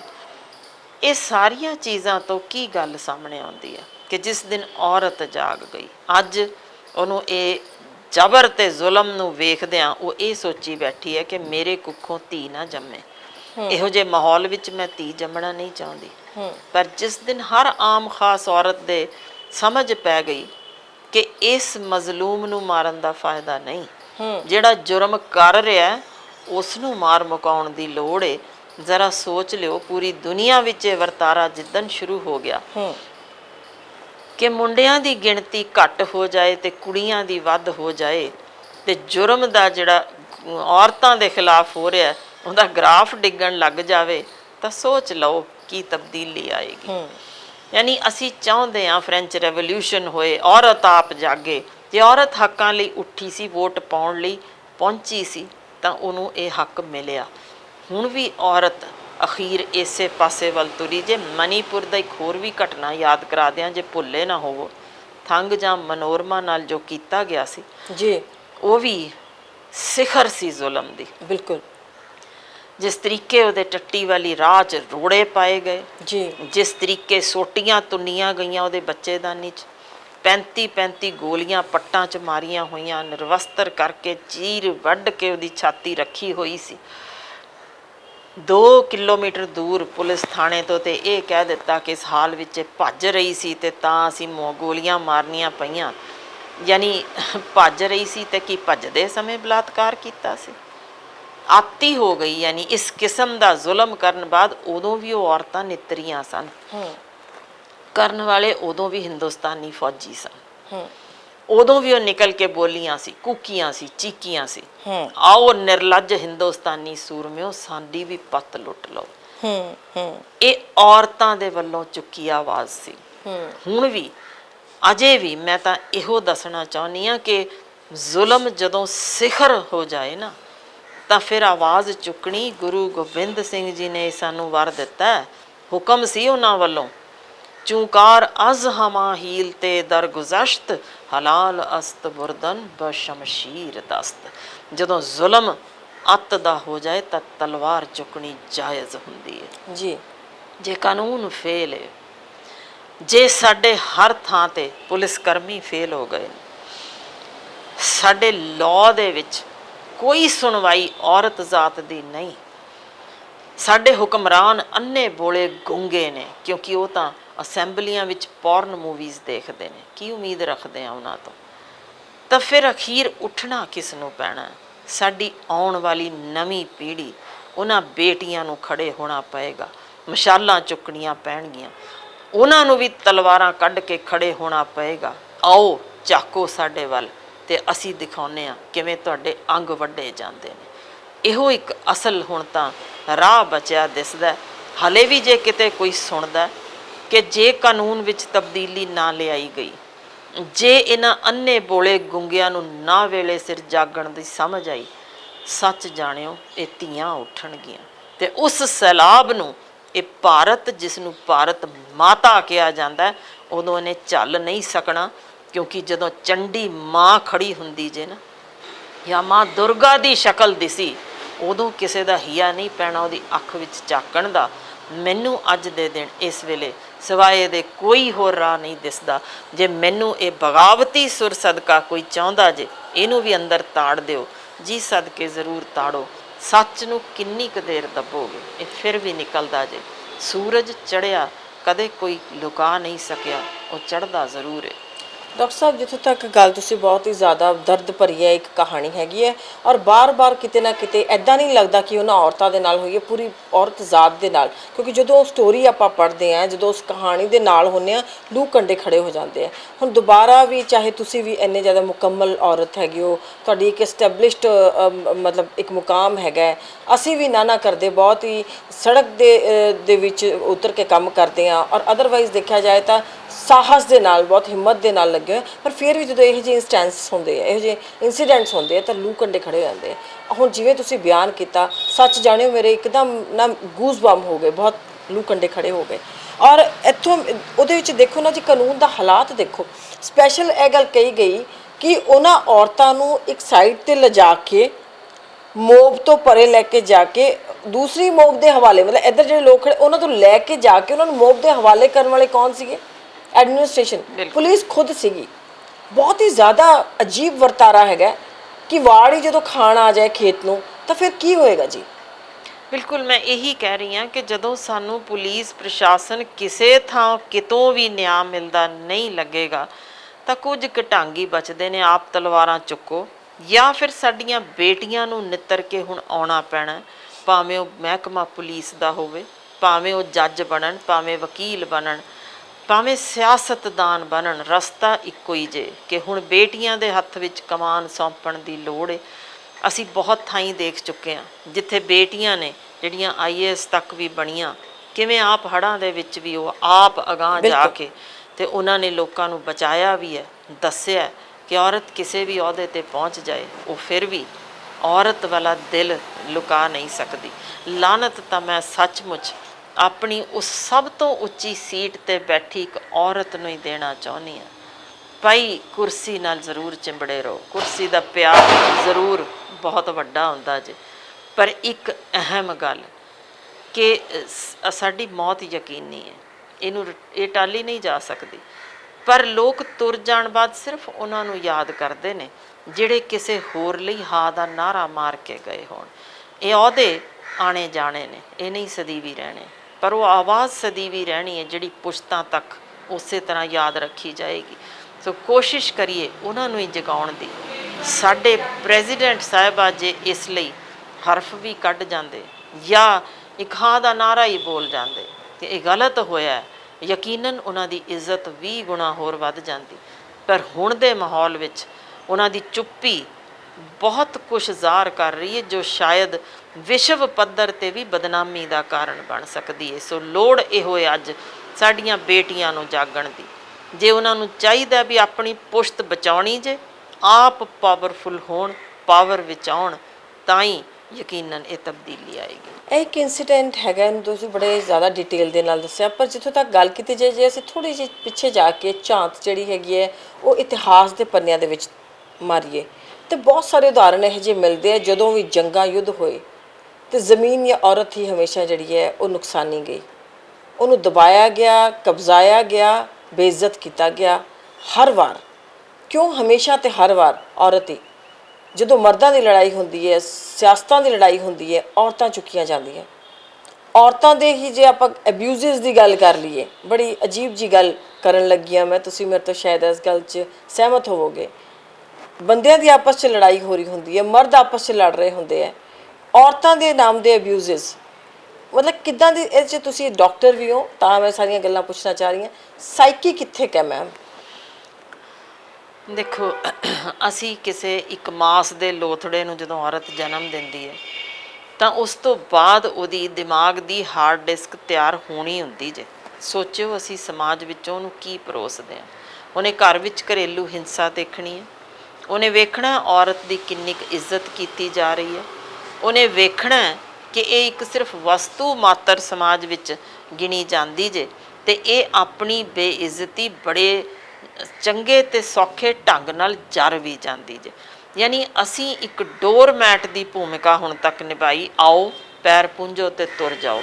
ਅਸੀਂ ਰਿਟੈਲੀਏਟ ਕਰਨਾ ਸਿੱਖਿਆ ਨਹੀਂ, ਸਾਨੂੰ ਹਜ਼ਾਰਾਂ ਸਾਲ ਤੋਂ ਦੱਬਿਆ ਗਿਆ, ਜਿੱਥੇ ਅਸੀਂ ਸਿਰਫ ਚੁੱਪ ਰਹਿਣਾ ਹੀ ਸਾਨੂੰ ਸਿਖਾਇਆ ਗਿਆ ਕਿ ਦੜ ਵੱਟ ਤੇ ਉਹਦੇ ਨਾਲੋਂ ਨਾਲ ਪਈ ਤੇਰੀ ਲਾਸ਼ ਹੀ ਉੱਠਣੀ ਚਾਹੀਦੀ ਹੈ, ਸਹੁਰੇ ਘਰ ਜਿੰਨਾ ਮਰਜ਼ੀ ਜ਼ੁਲਮ ਹੋਏ ਤੂੰ ਸਹਿਣਾ। ਸੋ ਉਹ ਜਿਹੜੀ ਦੱਬੇ ਜਾਣ ਦੀ ਪ੍ਰਵਿਰਤੀ ਸੀ, ਉਹੀ ਸੀ ਜਿਹੜੀ ਇਹ ਰਿਟੈਲੀਏਸ਼ਨ ਮਰਦ ਵੱਲੋਂ ਜਿੰਨੀ ਵਾਰ ਹੋਈ ਕਿ ਇਹ ਤਾਂ ਦੱਬੀ ਹੋਈ ਹੈ, ਇਸੇ ਦੇ ਨਾਂ ਨੂੰ ਹੀ ਗਾਲ ਕੱਢੋ, ਤੇ ਜੇ ਇਹਨੂੰ ਕੋਈ ਵਰ ਵੀ ਦੇਣਾ ਤਾਂ ਉਹ ਸਾਨੂੰ ਹੀ ਲੱਗੇ ਬੁੱਢ ਸੁਹਾਗਣ ਹੋ ਜਾ। ਯਾਨੀ ਜੀ ਜੀ ਬਿਲਕੁਲ ਇਹ ਜਿਹੜੀਆਂ ਚੀਜ਼ਾਂ ਸੀ ਇਹ ਇਨਬਿਲਟ ਕੀਤੀਆਂ ਗਈਆਂ ਇੱਕ ਸੈਕਿੰਡ ਰੇਟ ਸਿਟੀਜ਼ਨ ਮੰਨਦਿਆਂ ਹੋਇਆਂ ਕਿ ਇੱਕ ਸੁਪੀਰੀਅਰ ਮਰਦ ਜੇ, ਜਿਹਨੂੰ ਐਕਚੁਅਲੀ ਇਨਫੀਰੀਓਰਿਟੀ ਕੰਪਲੈਕਸ ਸੀ ਕਿ ਮੈਂ ਬੱਚੇ ਜੰਮ ਹੀ ਨਹੀਂ ਸਕਦਾ, ਇਸ ਤੋਂ ਬਗੈਰ ਇਹ ਜ਼ਿੰਦਗੀ ਤੁਰ ਹੀ ਨਹੀਂ ਸਕਦੀ। ਯਾਨੀ ਇੱਕ ਐਸੀ ਐਕਸਟਰਾ ਚੀਜ਼ ਇਹਨੂੰ ਮਿਲ ਗਈ, ਤੇ ਜੇ ਇਹਨੂੰ ਦੱਬ ਕੇ ਰੱਖਣਾ ਪੈਰ ਦੇ ਹੇਠਾਂ ਤਾਂ ਫਿਰ ਉਹੀ ਮਨੂ ਸਮ੍ਰਿਤੀ ਵਾਲੀ ਸੋਚ ਕਿ ਇਹਨੂੰ ਕੁੱਟ ਕੇ ਰੱਖੋ, ਇਹਨੂੰ ਕੰਮ 'ਚ ਦਬਾ ਕੇ ਰੱਖੋ, ਇਹਨੂੰ ਇਹ ਅਹਿਸਾਸ ਹੀ ਨਾ ਹੋਵੇ ਕਿ ਇਹ ਕਿਸੇ ਪਾਸਿਓਂ ਸੁਪੀਰੀਅਰ ਟੂ ਮੇਲ ਵੀ ਆ ਸਕਦੀ ਹੈ, ਕਿਉਂਕਿ ਇਸ ਤੋਂ ਬਗੈਰ ਜਨਮ ਹੀ ਸੰਭਵ ਨਹੀਂ। ਸੋ ਉਹ ਸ਼ੁਰੂ ਤੋਂ ਜਿਹੜੀ ਇਹ ਮੈਂਟੈਲਿਟੀ ਇਹ ਸ਼ੁਰੂ ਜਿਹੜੀ ਕੀਤੀ ਗਈ ਸੀ ਇੱਕ ਦੱਬਣ ਦੀ, ਉਹਨੂੰ ਲਗਾਤਾਰ ਅਹਿਸਾਸ ਦਿਵਾਉਣ ਦੀ ਕਿ ਤੂੰ ਨੀਵੀਂ ਹੈ, ਸੈਕਿੰਡ ਰੇਟ ਸਿਟੀਜ਼ਨ ਹੈ। ਉਹਦੀ ਜੁਐਲਰੀ ਇਸ ਕਰਕੇ ਪਾਣੀ ਸ਼ੁਰੂ ਕੀਤੀ ਗਈ ਕਿ ਤੂੰ ਭਾਈ, ਜੇ ਤੇਰੇ ਪੈਰਾਂ 'ਚ ਉਦੋਂ ਉਹ ਪਾਏ ਜਾਂਦੇ ਸਨ ਕੜੇ ਖੜਕਣ ਵਾਲੇ, ਕਿ ਇਹ ਦਿਖਾਉਣ ਲਈ ਕਿ ਇਹ ਯਾਨੀ ਇੱਕ ਸਰਵੈਂਟ ਹੈ, ਇਹ ਦੱਸਿਆ। ਹਾਂਜੀ ਬਿਲਕੁਲ, ਉਹਦੀ ਪਛਾਣ ਇਹ ਹੁੰਦੀ ਸੀ ਵੀ ਜੇ ਨੱਕ ਬਿੰਨਿਆ ਜਾਂ ਪੈਰਾਂ 'ਤੇ ਪਾਇਆ ਹੋਇਆ ਕੁਛ ਤਾਂ ਇਹ ਗੁਲਾਮ ਦੀ ਨਿਸ਼ਾਨੀ ਹੁੰਦੀ ਸੀ। ਹੌਲੀ ਹੌਲੀ ਇਹਨੂੰ ਤਬਦੀਲ ਕਰਕੇ ਕਿ ਭਾਈ ਜੇ ਝਾਂਜਰਾਂ ਇਹ ਪਾਈਆਂ ਕਿਸੇ ਨੇ ਜਾਂ ਘੁੰਗਰੂ ਬੰਨ੍ਹੇ ਆ, ਇਹ ਬਾਜ਼ਾਰ ਵਿੱਚ ਨੱਚਣ ਲਈ ਹੈ। ਯਾਨੀ ਉਸ ਦੇ ਉੱਤੇ ਹੀ ਫਿਰ ਇਹ ਦਰਸਾਉਣ ਲਈ ਕਿ ਜੇ ਇਹ ਵਿਆਹੀ ਗਈ ਹੈ ਤਾਂ ਇਹਦੇ ਤੇ ਹੀ ਕੁਛ ਲੱਗਿਆ, ਅਸੀਂ ਬਿਲਕੁਲ ਉਸੇ ਤਰ੍ਹਾਂ ਇਹਨੂੰ ਆ ਵੀ ਚੀਜ਼ਾਂ ਪੈਣਗੀਆਂ, ਆ ਵੀ ਇਹਨੂੰ ਦਿਖਾਉਣਾ ਪਏਗਾ ਕਿ ਮੈਂ ਇੱਕ ਦੇ ਨਾਲ ਬੰਨੀ ਜਾ ਚੁੱਕੀ। ਯਾਨੀ ਜੋ ਵੀ ਹੁਣ ਤੱਕ ਦੇ ਕਹਿ ਲਓ ਕਿ ਜਿੰਨੇ ਵੀ ਬੰਦਸ਼ਾਂ ਸੀ, ਹਰ ਸਾਰੀਆਂ ਦੀਆਂ ਸਾਰੀਆਂ ਔਰਤ ਉੱਤੇ ਲੱਗੀਆਂ। ਕਾਰਨ ਸਿਰਫ ਇਹ ਕਿ ਉਹਨੂੰ ਇਹ ਅਹਿਸਾਸ ਨਾ ਕਦੇ ਹੋਏ ਮੈਂ ਬਰਾਬਰ ਦੀ ਹਾਂ, ਮੈਂ ਵੀ ਇਨਸਾਨ ਹਾਂ, ਜਾਂ ਮੈਂ ਕੋਸ਼ਿਸ਼ ਕਰ ਸਕਦੀ ਹਾਂ ਅਗਾਂਹ ਲੰਘਣ ਦੀ। ਇਹ ਸਾਰਾ ਵਰਤਾਰਾ ਸੀ ਉਹੀ ਜਿਹੜਾ ਹੁਣ ਤੱਕ ਤੁਰ ਰਿਹਾ ਜੇ। ਸ਼ੁਕਰ ਹੈ ਬਹੁਤ ਸਾਰੇ ਵਿਕਸਿਤ ਮੁਲਕਾਂ ਵਿੱਚ ਇਹ ਤਬਦੀਲੀ ਦਿਸ ਰਹੀ ਹੈ, ਪਰ ਫਿਰ ਵੀ ਉੱਥੇ ਵੀ ਮੈਮ ਹਜੇ ਵੀ ਨਾ ਕਰਦੇ। ਕਿਤੇ ਨਾ ਕਿਤੇ ਦੇਖਿਆ ਜਾਏ ਕ੍ਰਾਈਮ ਅਗੇਂਸਟ ਵੂਮਨ, ਚਾਹੇ ਕਿੰਨਾ ਵੀ ਆਧੁਨਿਕ ਕੋਈ ਕੰਟਰੀ ਹੋਏ, ਆਪਾਂ ਕਹਿ ਸਕਦੇ ਹਾਂ ਕਿ ਜ਼ੀਰੋ ਡਾਊਨ ਹੋਇਆ ਨਹੀਂ, ਚਾਹੇ ਘੱਟ ਹੋਏਗਾ ਕਿਤੇ ਵੱਧ ਹੋਏਗਾ, ਪਰ ਔਰਤ ਨੂੰ ਫਿਰ ਵੀ ਕਿਤੇ ਨਾ ਕਿਤੇ ਸੈਕਿੰਡ ਗ੍ਰੇਡ ਦੀ ਤਰ੍ਹਾਂ ਉੱਥੇ ਵੀ ਦੇਖਿਆ ਜਾਂਦਾ, ਹਜੇ ਵੀ ਦਬੇ ਕੁਚਲੇ ਹੋਣ ਦੀ ਗੱਲ ਹੈ। ਦੇਖੋ ਕੋਸ਼ਿਸ਼ ਦੇਖੋ ਕਿੱਥੋਂ, ਕਿਉਂਕਿ ਇਹ ਗੱਲ ਸਦੀਆਂ ਨਹੀਂ ਹਜ਼ਾਰਾਂ ਸਾਲਾਂ ਦੀ ਜੇ। ਉਸ ਥਾਂ ਤੋਂ ਜਿੱਥੇ ਔਰਤ ਬਾਹਰ ਨਹੀਂ ਨਿਕਲ ਸਕਦੀ, ਜਿੱਥੇ ਔਰਤ ਨੂੰ ਆਪਣੀ ਮਰਜ਼ੀ ਨਾਲ ਕੁਝ ਕਰ ਨਹੀਂ ਸਕਦੀ, ਪਰਦੇ ਪਿੱਛੇ ਲੰਘੀ ਜ਼ਿੰਦਗੀ, ਜਿੱਥੇ ਤਾਂ ਹੁਣ ਤੱਕ ਵੀ ਇਹੋ ਜਿਹੇ ਨੇ ਥਾਵਾਂ ਜਿੱਥੇ ਉਹ ਯਾਨੀ ਸਿਰ ਤੋਂ ਚੁੰਨੀ ਤਿਲਕ ਜੇ ਤਾਂ ਪੱਥਰ ਮਾਰ ਮਾਰ ਨੂੰ ਜ਼ਮੀਨ 'ਚ ਗੱਡ ਕੇ ਮਾਰ ਦਿੰਦੇ ਨੇ। ਬਿਲਕੁਲ ਬਿਲਕੁਲ। ਪਰ ਦੂਜੇ ਪਾਸੇ ਮੈਂ ਤਬਦੀਲੀ ਦੀ ਤਾਂ ਗੱਲ ਕਰਨ ਲੱਗੀ ਹਾਂ ਕਿ ਸਾਡੇ ਮੁਲਕ ਵਿੱਚ ਭਾਵੇਂ ਔਰਤ ਨੂੰ ਇੱਕ ਜਸਟ ਸਿੰਬੋਲਿਕ ਬਿਠਾ ਦਿੱਤਾ ਜਾਵੇ, ਬਾਹਰਲੇ ਮੁਲਕਾਂ ਵਿੱਚ ਜਿੱਥੇ ਔਰਤਾਂ ਪ੍ਰਾਈਮ ਮਿਨਿਸਟਰ ਬਣਦੀਆਂ ਨੇ ਜਾਂ ਇਸ ਪੌਦਿਆਂ ਤੱਕ ਪਹੁੰਚਦੀਆਂ ਨੇ ਜਾਂ ਮਿਨਿਸਟਰ ਬਣਦੀਆਂ ਨੇ, ਉਸ ਇੰਡੀਪੈਂਡੈਂਟ ਨੇ, ਸੈਲਫ ਡਿਸੀਜਨਸ ਲੈ ਸਕਦੀਆਂ ਨੇ। ਸੋ ਉਹ ਜ਼ਰਾ ਕੁ ਸਫ਼ਰ ਦੇਖੋ ਕਿ ਹਜ਼ਾਰਾਂ ਸਾਲਾਂ ਤੋਂ ਤੁਰਿਆ ਆਉਂਦਾ, ਜੇ 10% ਵੀ ਔਰਤਾਂ ਪੂਰੀ ਦੁਨੀਆ 'ਚੋਂ ਇਸ ਵੇਲੇ ਇੰਡੀਪੈਂਡੈਂਟ ਹੋ ਕੇ ਡਿਸੀਜਨ ਲੈ ਸਕਦੀਆਂ ਨੇ, ਟੌਪ ਦੀਆਂ ਬਿਜ਼ਨਸ ਵੂਮਨ ਬਣ ਸਕਦੀਆਂ ਨੇ, ਟੌਪ ਦੀਆਂ ਪਲੇਅਰਸ ਬਣ ਸਕਦੀਆਂ ਨੇ, ਨਾਸਾ ਵਿੱਚ ਜਾ ਸਕਦੀਆਂ ਨੇ, ਤਾਂ ਫਿਰ ਤੁਹਾਡੇ ਵਰਗੀਆਂ ਜੋ ਇੰਡੀਪੈਂਡੈਂਟ ਫਿਰ ਕੇ ਲੋਕਾਂ ਦੀ ਛਿੱਲ ਲਾ ਸਕਦੀਆਂ ਨੇ, ਦਾ ਮਤਲਬ ਹੈ ਤਬਦੀਲੀ ਤਾਂ ਹੋਈ ਹੈ। ਹੈਗੀ ਹੈ, ਬਿਲਕੁਲ ਠੀਕ ਹੈ। ਹੋ ਸਕਦਾ ਅੱਗੋਂ ਇਹਨੂੰ 100 ਸਾਲ ਲੱਗਣ ਇਹਨਾਂ 'ਚੋਂ ਹੋਰ ਨਿਕਲਣ ਲਈ, ਜਿਸ 'ਚ 50% ਤੱਕ ਪਹੁੰਚ ਜਾਣ, ਤੇ ਹੋ ਸਕਦਾ 1000 ਸਾਲ ਲੱਗਣ ਜਦੋਂ ਇਹ ਸਾਰੀਆਂ ਬਰਾਬਰੀ ਤੱਕ ਪਹੁੰਚਣ ਦੀ ਕੋਸ਼ਿਸ਼ ਕਰਨ, ਪਰ ਕਰ ਜ਼ਰੂਰ ਰਹੀਆਂ ਨੇ। ਇੱਕੋ ਇੱਕ ਇਹ ਪੋਜ਼ਿਟਿਵ ਹੈ ਜਿਹੜੀ ਚੀਜ਼ ਨਜ਼ਰ ਆ ਰਹੀ ਹੈ। ਤੇ ਮੈਂ ਤਾਂ ਇੰਨੀ ਕੁ ਅੱਜ ਇੱਕੋ ਹੀ ਚੀਜ਼ ਤੋਂ ਖੁਸ਼ੀ ਮਹਿਸੂਸ ਹੋਈ ਕਿ ਕਾਲਜ ਦੀਆਂ ਬੇਟੀਆਂ ਦੇ ਮੈਨੂੰ ਫੋਨ ਆਉਣ ਲੱਗੇ ਕਿ ਅਸੀਂ ਤਾਂ ਹੁਣ ਪਟੀਸ਼ਨ ਸਾਈਨ ਕਰਨਾ ਚਾਹੁੰਦੀਆਂ, ਅਸੀਂ ਖੜੀਆਂ ਹੋਈਆਂ, ਅਸੀਂ ਸੜਕਾਂ 'ਤੇ ਨਿਤਰਾਂਗੀਆਂ।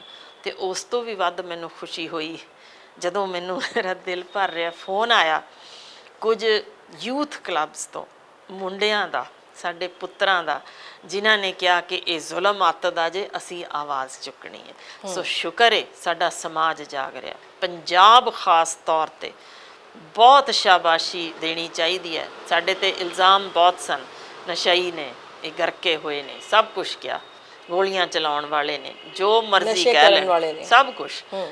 ਪਰ ਇਹਨਾਂ ਵਿੱਚੋਂ ਹੀ ਨੇ ਜਿਨ੍ਹਾਂ ਨੇ ਕੋਵਿਡ ਦੌਰਾਨ ਵੀ ਤੇ ਜਿਨ੍ਹਾਂ ਨੇ ਹੁਣ ਹੜ੍ਹਾਂ ਦੌਰਾਨ ਵੀ ਦਿਖਾਇਆ ਅਸੀਂ ਖੜੇ ਹਾਂ।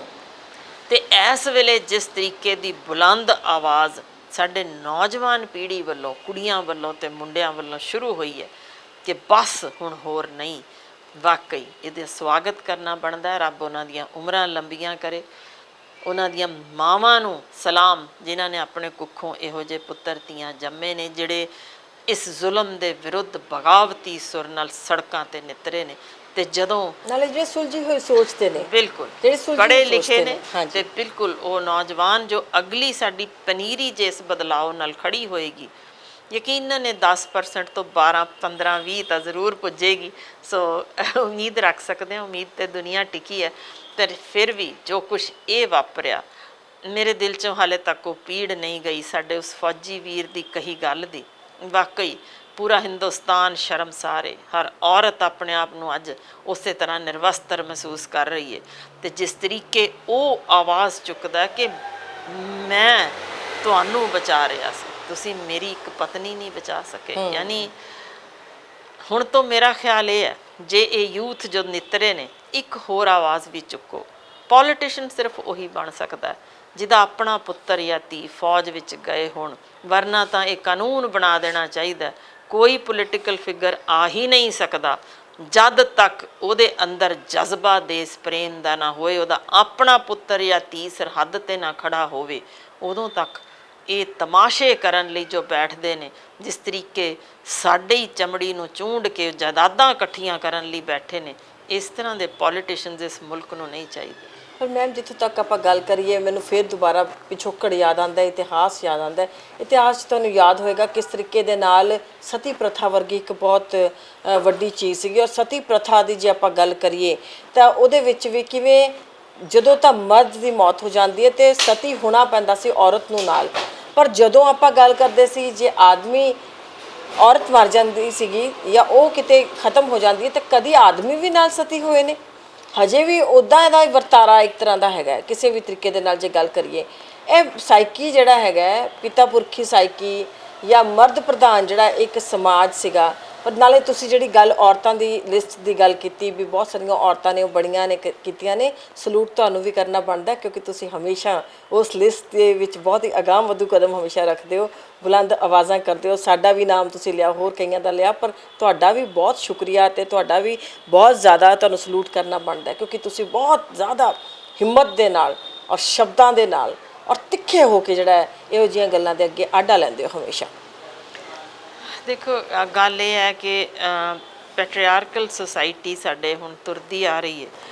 ਸਾਡੇ ਜੇ ਧਿਆਨ ਕਰੀਏ ਕੇਰਲਾ ਵਿੱਚ ਸੀ ਜਿੱਥੇ ਔਰਤ ਪ੍ਰਧਾਨ ਉੱਥੇ ਰਿਹਾ ਮੈਟਰੀਆਰਕਲ ਸੀ ਸੁਸਾਇਟੀ। ਜੀ ਜੀ ਜੋ ਹੌਲੀ ਹੌਲੀ ਫਿਰ ਉਹ ਵੀ ਤਬਦੀਲ ਹੋ ਕੇ ਇਸੇ ਹਾਲ ਵਿੱਚ ਤੁਰੀ।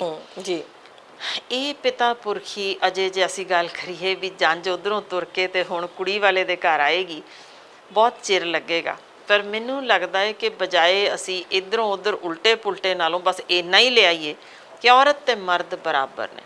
ਮੈਂ ਆਪਣੀ ਜ਼ਿੰਦਗੀ ਵਿੱਚ ਹੀ ਇਹ ਚੀਜ਼ ਵੇਖੀ ਹੈ। ਆਪਣੀ ਜੇ ਮੈਂ ਸਹੁਰੇ ਘਰ ਵੱਲੋਂ ਗੱਲ ਕਰਾਂ ਤਾਂ ਉਹਨਾਂ ਦੇ ਮੇਰੇ ਹੀ ਫਾਦਰ ਇਨ ਲਾਅ ਦੇ ਦੋਸਤ ਸਨ, ਜਿਨ੍ਹਾਂ ਦੇ ਘਰ ਵਿੱਚ 2 ਮਾਪੇ ਮੈਨੂੰ ਦਿਖਦੇ ਸਨ, ਪਤਾ ਨਹੀਂ ਸੀ ਲੱਗਦਾ ਵੀ ਕੌਣ ਨੇ।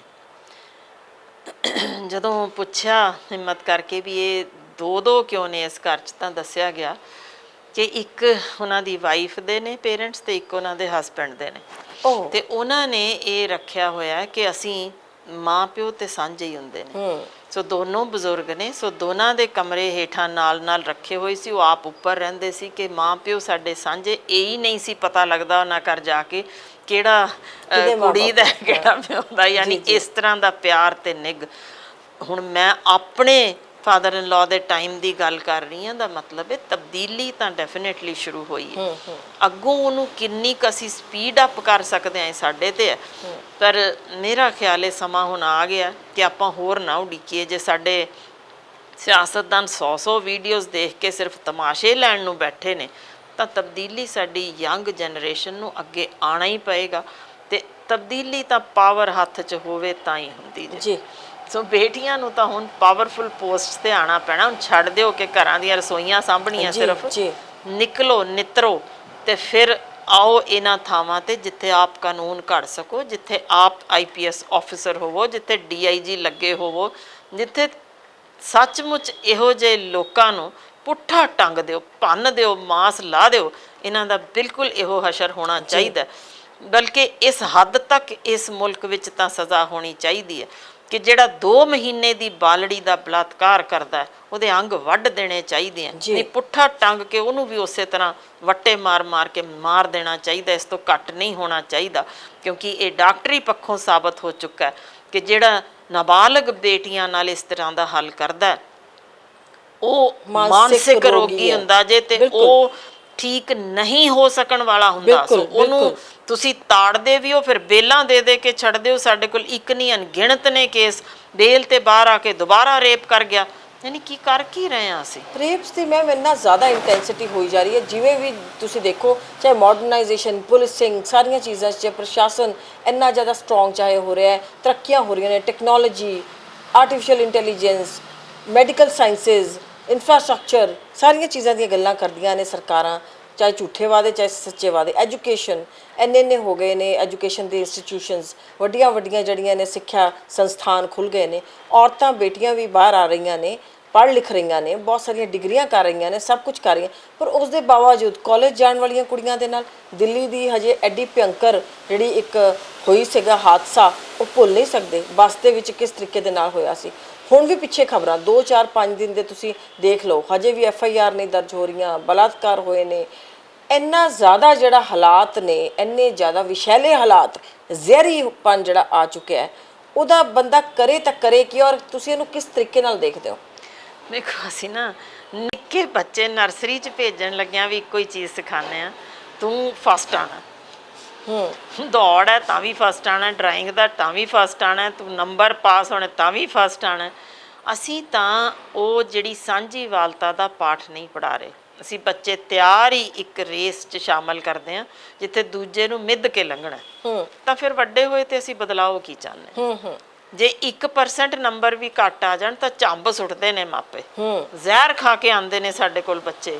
ਯਾਨੀ ਅਸੀਂ ਪੇਰੈਂਟਸ ਨੂੰ ਵੀ ਕੁਝ ਸਮਝਣਾ ਪਏਗਾ ਕਿ ਜੋ ਸਮਾਜ ਸਾਡੇ ਸਾਹਮਣੇ ਆ ਰਿਹਾ ਉਹ ਲਗਾਤਾਰ ਸਟ੍ਰੈਸ, ਜਿੱਥੇ ਸਿਰਫ ਹਰ ਥਾਂ ਤੇ ਜ਼ਿੰਦਗੀ 'ਚ ਦੌੜ ਹੀ ਲਾਂਦਾ ਪਿਆ, ਇੰਨੀ ਤੇਜ਼ ਦੌੜ ਕੇ ਮੌਤ ਨੂੰ ਛੇਤੀ ਪਹੁੰਚ ਜਾਂਦਾ। ਸੋ ਉਸ ਦੌੜ ਦੇ ਵਿੱਚ ਸ਼ਾਮਲ ਜਿਹੜਾ ਸਟ੍ਰੈਸ ਹੈ, ਜਿਹੜਾ ਸਾਰਾ ਕੁਝ, ਉਹ ਆਪਣੇ ਤੋਂ ਕਮਜ਼ੋਰ ਤੇ ਨਿਕਲਦਾ ਜੇ। ਸੋ ਸਾਡੀਆਂ ਬੇਟੀਆਂ ਸਰੀਰਕ ਪੱਖੋਂ ਵੀ ਬਹੁਤੀ ਮਿਹਨਤ ਨਹੀਂ ਕਰ ਰਹੀਆਂ, ਮਾਨਸਿਕ ਪੱਖੋਂ ਵੀ ਨਹੀਂ ਕਰ ਰਹੀਆਂ। ਸੋ ਜੇ ਬੇਟੀਆਂ ਜੂਡੋ, ਕਰਾਟੇ, ਇਹ ਸਭ ਕੁਝ ਸਿੱਖਦੀਆਂ ਹੋਣ ਸ਼ੁਰੂ ਤੋਂ, ਸੋ ਮਾਨਸਿਕ ਤੇ ਸਰੀਰਕ ਪੱਖੋਂ ਤਗੜੀਆਂ ਹੋਣ, ਤਾਂ ਉਹ ਇਹ ਸਟ੍ਰੈਸ ਬੀਅਰ ਕਰ ਸਕਣਗੀਆਂ। ਵਰਨਾ ਜਦ ਤੱਕ ਇਸ ਤਣਾਅ ਭਰੀ ਜ਼ਿੰਦਗੀ ਵਿੱਚ ਨਿੱਕੀ ਨਿੱਕੀ ਗੱਲ ਤੇ ਖਿੱਝ ਜਾਣਾ, ਗੁੱਸਾ ਕੱਢਣਾ, ਦੂਸਰੇ ਨੂੰ ਮਾਰਨ ਕੁੱਟਣ ਲੱਗ ਜਾਣਾ, ਉਹਦੇ ਸ਼ਿਕਾਰ ਉਦੋਂ ਤੱਕ ਔਰਤ ਹੀ ਹੁੰਦੀ ਰਹੇਗੀ ਜਦ ਤੱਕ ਅਸੀਂ ਉਹਨਾਂ ਨੂੰ ਪੂਰਾ ਫਿਜ਼ੀਕਲੀ ਤੇ ਮੈਂਟਲੀ ਸਟਰੋਂਗ ਨਹੀਂ ਕਰਦੇ। ਜੀ ਜਿੱਥੋਂ ਤੱਕ ਮੈਮ ਗੱਲ ਕਰੀਏ ਪੂਰੀ all over as a human being, ਔਰਤ ਜਾਂ ਮਰਦ ਚੋਂ ਨਿਕਲ ਕੇ ਆਪਾਂ ਅੱਗੇ ਐਜ਼ ਅ ਹਿਊਮਨ ਬੀਇੰਗ ਗੱਲ ਕਰੀਏ, ਇੱਕ ਇਨਸਾਨ ਦੇ ਤੌਰ ਤੇ, ਇੱਕ ਬਚਪਨ ਤੋਂ, ਕਿਉਂਕਿ ਤੁਸੀਂ ਬੱਚਿਆਂ ਦੇ ਡਾਕਟਰ ਰਹੇ ਹੋ ਔਰ ਤੁਸੀਂ ਸਾਈਕੀ ਦੇ ਬਹੁਤ ਨਜ਼ਦੀਕ ਰਹੇ ਹੋ, ਬਾਕੀ ਤੁਸੀਂ ਵਿਸ਼ਿਆਂ ਤੇ ਬਹੁਤ ਵੱਡਾ ਆਪਣਾ ਇੱਕ ਆਪਣੇ ਵਿਚਾਰ ਰੱਖਦੇ ਹੋ, ਉਸ ਤੇ ਬਹੁਤ ਜ਼ਿਆਦਾ ਪੜ੍ਹਦੇ ਹੋ, ਸ਼ਿੱਦਤ ਦੇ ਨਾਲ ਤੁਸੀਂ ਚੀਜ਼ਾਂ ਨੂੰ ਘੋਖਦੇ ਹੋ, ਪੜਤਾਲਦੇ ਹੋ, ਵੱਖ-ਵੱਖ ਵਿਸ਼ਿਆਂ ਤੇ ਤੁਸੀਂ ਕਈ ਸਾਲਾਂ ਤੋਂ ਲਗਾਤਾਰ ਬੋਲ ਰਹੇ ਹੋ, ਗੱਲਬਾਤ ਕਰਦੇ ਹੋ, ਚਰਚਾ ਵਿਚਾਰ ਕਰਦੇ ਹੋ ਔਰ ਕਈ ਸੈਮੀਨਾਰ 'ਚ ਬਹੁਤ ਸਾਰੇ ਦੇਸ਼ਾਂ ਦੇ ਵਿੱਚ ਘੁੰਮ ਕੇ ਤੁਸੀਂ ਸਾਰੀਆਂ ਜਿਹੜੀਆਂ ਨੇ ਡਾਟੇ ਇਕੱਠੇ ਕਰਦੇ ਹੋ ਔਰ ਬਹੁਤ ਮਿਹਨਤ ਕਰਦੇ ਹੋ ਇਹਨਾਂ ਚੀਜ਼ਾਂ ਤੇ, ਬਾਰ-ਬਾਰ ਮਤਲਬ ਕਿ ਸਮਾਜ ਨੂੰ, ਇਨਸਾਨ ਨੂੰ, ਲੋਕਾਂ ਨੂੰ, ਜਿਹਨੂੰ ਕਹਿੰਦੇ ਨਾ ਨੌਕ ਕਰਨ ਦੀ ਕੋਸ਼ਿਸ਼ ਕਰਦੇ ਹੋ। ਹਾਂ ਦਾ ਨਾਰਾ ਜਿਹੜਾ ਤੁਸੀਂ ਲਗਾਤਾਰ ਮਾਰੋ, ਖਾਸ ਕਰਕੇ ਬੱਚੀਆਂ ਔਰ ਬੱਚਿਆਂ ਦੇ ਲਈ ਔਰ ਔਰਤਾਂ ਦੇ ਲਈ। ਉੱਥੋਂ ਜੇ ਦੇਖਿਆ ਜਾਏ ਤਾਂ ਸਾਈਕੋਲੋਜੀ ਦੇਖੀ ਜਾਏ, ਮਾਨਸਿਕਤਾ ਜਿਹੜੀ ਹੈਗੀ ਹੈ ਕਿ ਉਹ ਇਨਸਾਨ ਦੇ ਤੌਰ ਤੇ ਜਦੋਂ ਇੱਕ ਘਰ ਦੇ ਵਿੱਚ ਬੇਟਾ ਜਾਂ ਬੇਟੀ ਹੁੰਦੇ ਹੈ, ਅੱਜ ਹਰ ਇੱਕ ਨੂੰ ਪਤਾ ਹੈ ਮੈਨੂੰ ਮੋਬਾਈਲ ਚਾਹੀਦਾ, ਫ੍ਰਿਜ ਚਾਹੀਦਾ, ਟੀਵੀ ਚਾਹੀਦਾ, ਮੋਟਰਸਾਈਕਲ ਚਾਹੀਦੀ ਹੈ, ਕਾਰ ਚਾਹੀਦੀ ਹੈ, ਦੁਨੀਆ ਦੀ ਹਰ ਚੰਗੀ ਚੀਜ਼ ਚਾਹੀਦੀ ਹੈ, ਪਰ ਚੰਗਾ ਇਨਸਾਨ, ਚੰਗਾ ਬੱਚਾ, ਲੜਕੀ ਤੇ ਲੜਕਾ, ਮੁੰਡਾ ਤੇ ਕੁੜੀ, ਉਹਨਾਂ ਨੂੰ ਬਰਾਬਰ ਤਰੀਕੇ ਦੀ ਸਿੱਖਿਆ ਮਾਨਸਿਕ ਤੌਰ ਤੇ ਕਿਉਂ ਨਹੀਂ ਤਿਆਰ ਕੀਤਾ ਜਾਂਦਾ ਵੀ ਤੂੰ ਇਨਸਾਨ ਬਣ ਪਹਿਲੇ। ਜਦੋਂ ਇਨਸਾਨ ਬਣੇਗਾ ਤਾਂ ਫੀਲ ਕਰੇਗਾ ਨਾ ਇਹਨਾਂ ਚੀਜ਼ਾਂ ਨੂੰ। ਦੇਖੋ ਜਿੱਥੇ ਤੱਕ ਤੁਸੀਂ ਗੱਲ ਕਰ ਰਹੇ ਹੋ ਨਾ, ਇੱਥੇ ਜੋ ਮੈਡੀਕਲ ਖੋਜਾਂ ਹੋਈਆਂ ਨੇ, ਜਿੰਨੀਆਂ ਸਾਡੇ ਕੋਲ ਡਾਕਟਰੀ ਖੋਜਾਂ, ਉਹਨਾਂ ਵਿੱਚ ਇੱਕ ਧਿਆਨ ਲਾਉਣਾ ਜਾਂ ਤੁਸੀਂ ਧਰਮ ਦੇ ਆਧਾਰ ਉੱਤੇ ਸ਼ਾਂਤ ਬੈਠਣਾ, ਇਹੋ ਜਿਹੀਆਂ ਚੀਜ਼ਾਂ ਬਾਰੇ ਸਟੱਡੀਜ਼ ਆ ਚੁੱਕੀਆਂ ਕਿ ਕਿਵੇਂ ਉਹ ਬੰਦੇ ਦੀ ਸਾਈਕੀ ਤਬਦੀਲ ਕਰ ਦਿੰਦੀਆਂ ਨੇ। ਸਾਡੇ ਅਫਸੋਸ ਧਰਮ ਇੱਕ ਲੜਾਈ ਦਾ ਸਾਧਨ ਬਣ ਗਿਆ, ਪੈਸੇ ਇਕੱਠੇ ਕਰਨ ਦਾ ਸਾਧਨ ਬਣ ਗਿਆ, ਵਰਗਲਾਉਣ ਦਾ ਸਾਧਨ ਬਣ ਗਿਆ, ਪਰ ਉਹਦੇ ਵਿੱਚ ਜੋ ਅਸਲ ਗਿਆਨ ਸੀ, ਭਾਵੇਂ ਉਹ ਕਿਸੇ ਹੀ ਧਰਮ ਦਾ ਹੋਵੇ, ਭਾਵੇਂ ਯਾਨੀ ਕੋਈ ਹਿੰਦੂ ਵੀਰ ਹੋਵੇ, ਕੋਈ ਸਿੱਖ ਹੋਵੇ, ਕੋਈ ਮੁਸਲਮਾਨ ਹੋਏ, ਕੋਈ ਈਸਾਈ ਹੋਏ, ਕੋਈ ਹਿੰਸਾ ਨਹੀਂ ਸਿਖਾਉਂਦਾ, ਪਰ ਉਸ ਧਰਮ ਨੂੰ ਅਸੀਂ ਵਿਗਾੜ ਕੇ ਆਪਣੇ ਹਿਸਾਬ ਨਾਲ ਤੋਰ ਲੈਂਦੇ ਹਾਂ। ਸੋ ਜੇ ਕੋਈ ਸਹੀ ਮਾਇਨਿਆਂ ਵਿੱਚ ਕਿਸੇ ਵੀ ਤਰ੍ਹਾਂ ਦੇ ਧਰਮ ਨੂੰ ਮੰਨਦਾ ਹੋਏ, ਜੇ ਉਹਦੇ ਵਿੱਚ ਸਾਰੇ ਦਿਨ ਦੇ ਵਿੱਚੋਂ 5 ਮਿੰਟ ਵੀ ਜ਼ਰਾ ਕੁ ਧਿਆਨ ਲਾ ਕੇ ਉਹਦੇ ਕਿਸੇ ਇੱਕ ਅੱਖਰ ਨੂੰ ਮਨ ਵਿੱਚ ਵਸਾ ਲਵੇ, ਤਾਂ ਜੋ ਤੁਸੀਂ ਹੁਣੇ ਮੈਨੂੰ ਪੁੱਛਿਆ, ਸਾਰੀ ਤਬਦੀਲੀ ਚੁਫੇਰੇ ਦਿਸ ਸਕਦੀ ਹੈ ਜੀ। ਪਰ ਅਸੀਂ ਉਸ ਪਾਸੇ ਦਾ ਗਿਆਨ ਹਾਸਲ ਨਹੀਂ ਕਰਨਾ ਚਾਹੁੰਦੇ, ਕਿਉਂਕਿ ਉਹਦੇ ਵਿੱਚ ਸਾਨੂੰ ਲੱਗਦਾ ਵੀ ਅਸੀਂ ਸ਼ਾਇਦ ਉਸ ਰੇਸ ਵਿੱਚ ਸ਼ਾਮਲ ਨਾ ਹੋ ਸਕੀਏ। ਸਾਡੀ ਦੌੜ ਉੱਥੇ ਤੱਕ ਹੈ ਕਿ ਜਿਹੜੀਆਂ ਨਾਸਵਾਨ ਚੀਜ਼ਾਂ ਨੇ ਇਹਨਾਂ ਨੂੰ ਇਕੱਠੇ ਕਰ ਲਈਏ।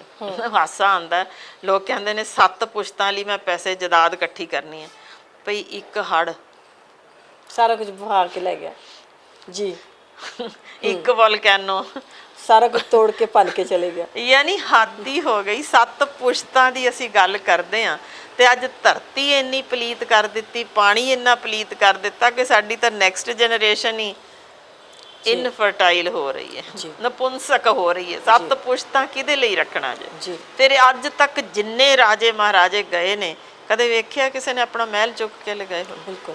ਤੇ ਬਿੰਦੂ ਜੀ, ਸਭ ਤੋਂ ਵੱਡੀ ਗੱਲ, ਜਦੋਂ ਇਹ ਧਰਤੀ ਬਣੀ ਹੋਏਗੀ, ਜਦੋਂ ਪਹਿਲਾ ਜਾਨਵਰ ਜਾਂ ਕੀੜਾ ਵੀ ਬਣਿਆ, ਕੋਈ ਇੱਥੇ ਪਟਵਾਰੀ ਬੈਠਾ ਸੀ ਜ਼ਮੀਨਾਂ ਵੰਡਣ ਲਈ? ਜੀ ਬਿਲਕੁਲ। ਪਹਿਲਾ ਬੰਦਾ ਜਿਸਨੇ ਵੀ ਖੇਤੀ ਕੀਤੀ ਤਾਂ ਫਿਰ ਉਹ ਕਿਸੇ ਰੱਬ ਦੀ ਬਖਸ਼ੀ ਚੀਜ਼ ਤੇ ਕੀਤੀ। ਜੀ ਕਾਹਦੀਆਂ ਲਾਈਨਾਂ ਵਾਹ ਕੇ ਅਸੀਂ ਬੈਠੇ ਆ ਇਸ ਧਰਤੀ ਤੇ ਕਿ ਜਿਹੜੀਆਂ ਸਭ ਛੱਡ ਹੀ ਜਾਣੀਆਂ।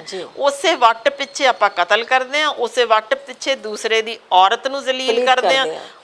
ਯਾਨੀ ਗੱਲ ਹੋ ਸਮਝ ਨਾ ਆਵੇ ਵੀ ਕਿਸ ਚੀਜ਼ ਲਈ ਕਰ ਰਹੇ ਆ, ਬਲਕਿ ਉਹੀ ਜ਼ਿੰਦਗੀ ਜਿਹੜੀ ਪਤਾ ਜੇ ਸੀਮਾ ਤੇ ਅੱਗੇ ਨਹੀਂ ਤੁਰਨੀ, ਉਹਦੇ ਵਿੱਚ ਖੁਸ਼ੀ ਅਸੀਂ ਮਹਿਸੂਸ ਕਰਨੀ ਛੱਡ ਦਿੱਤੀ।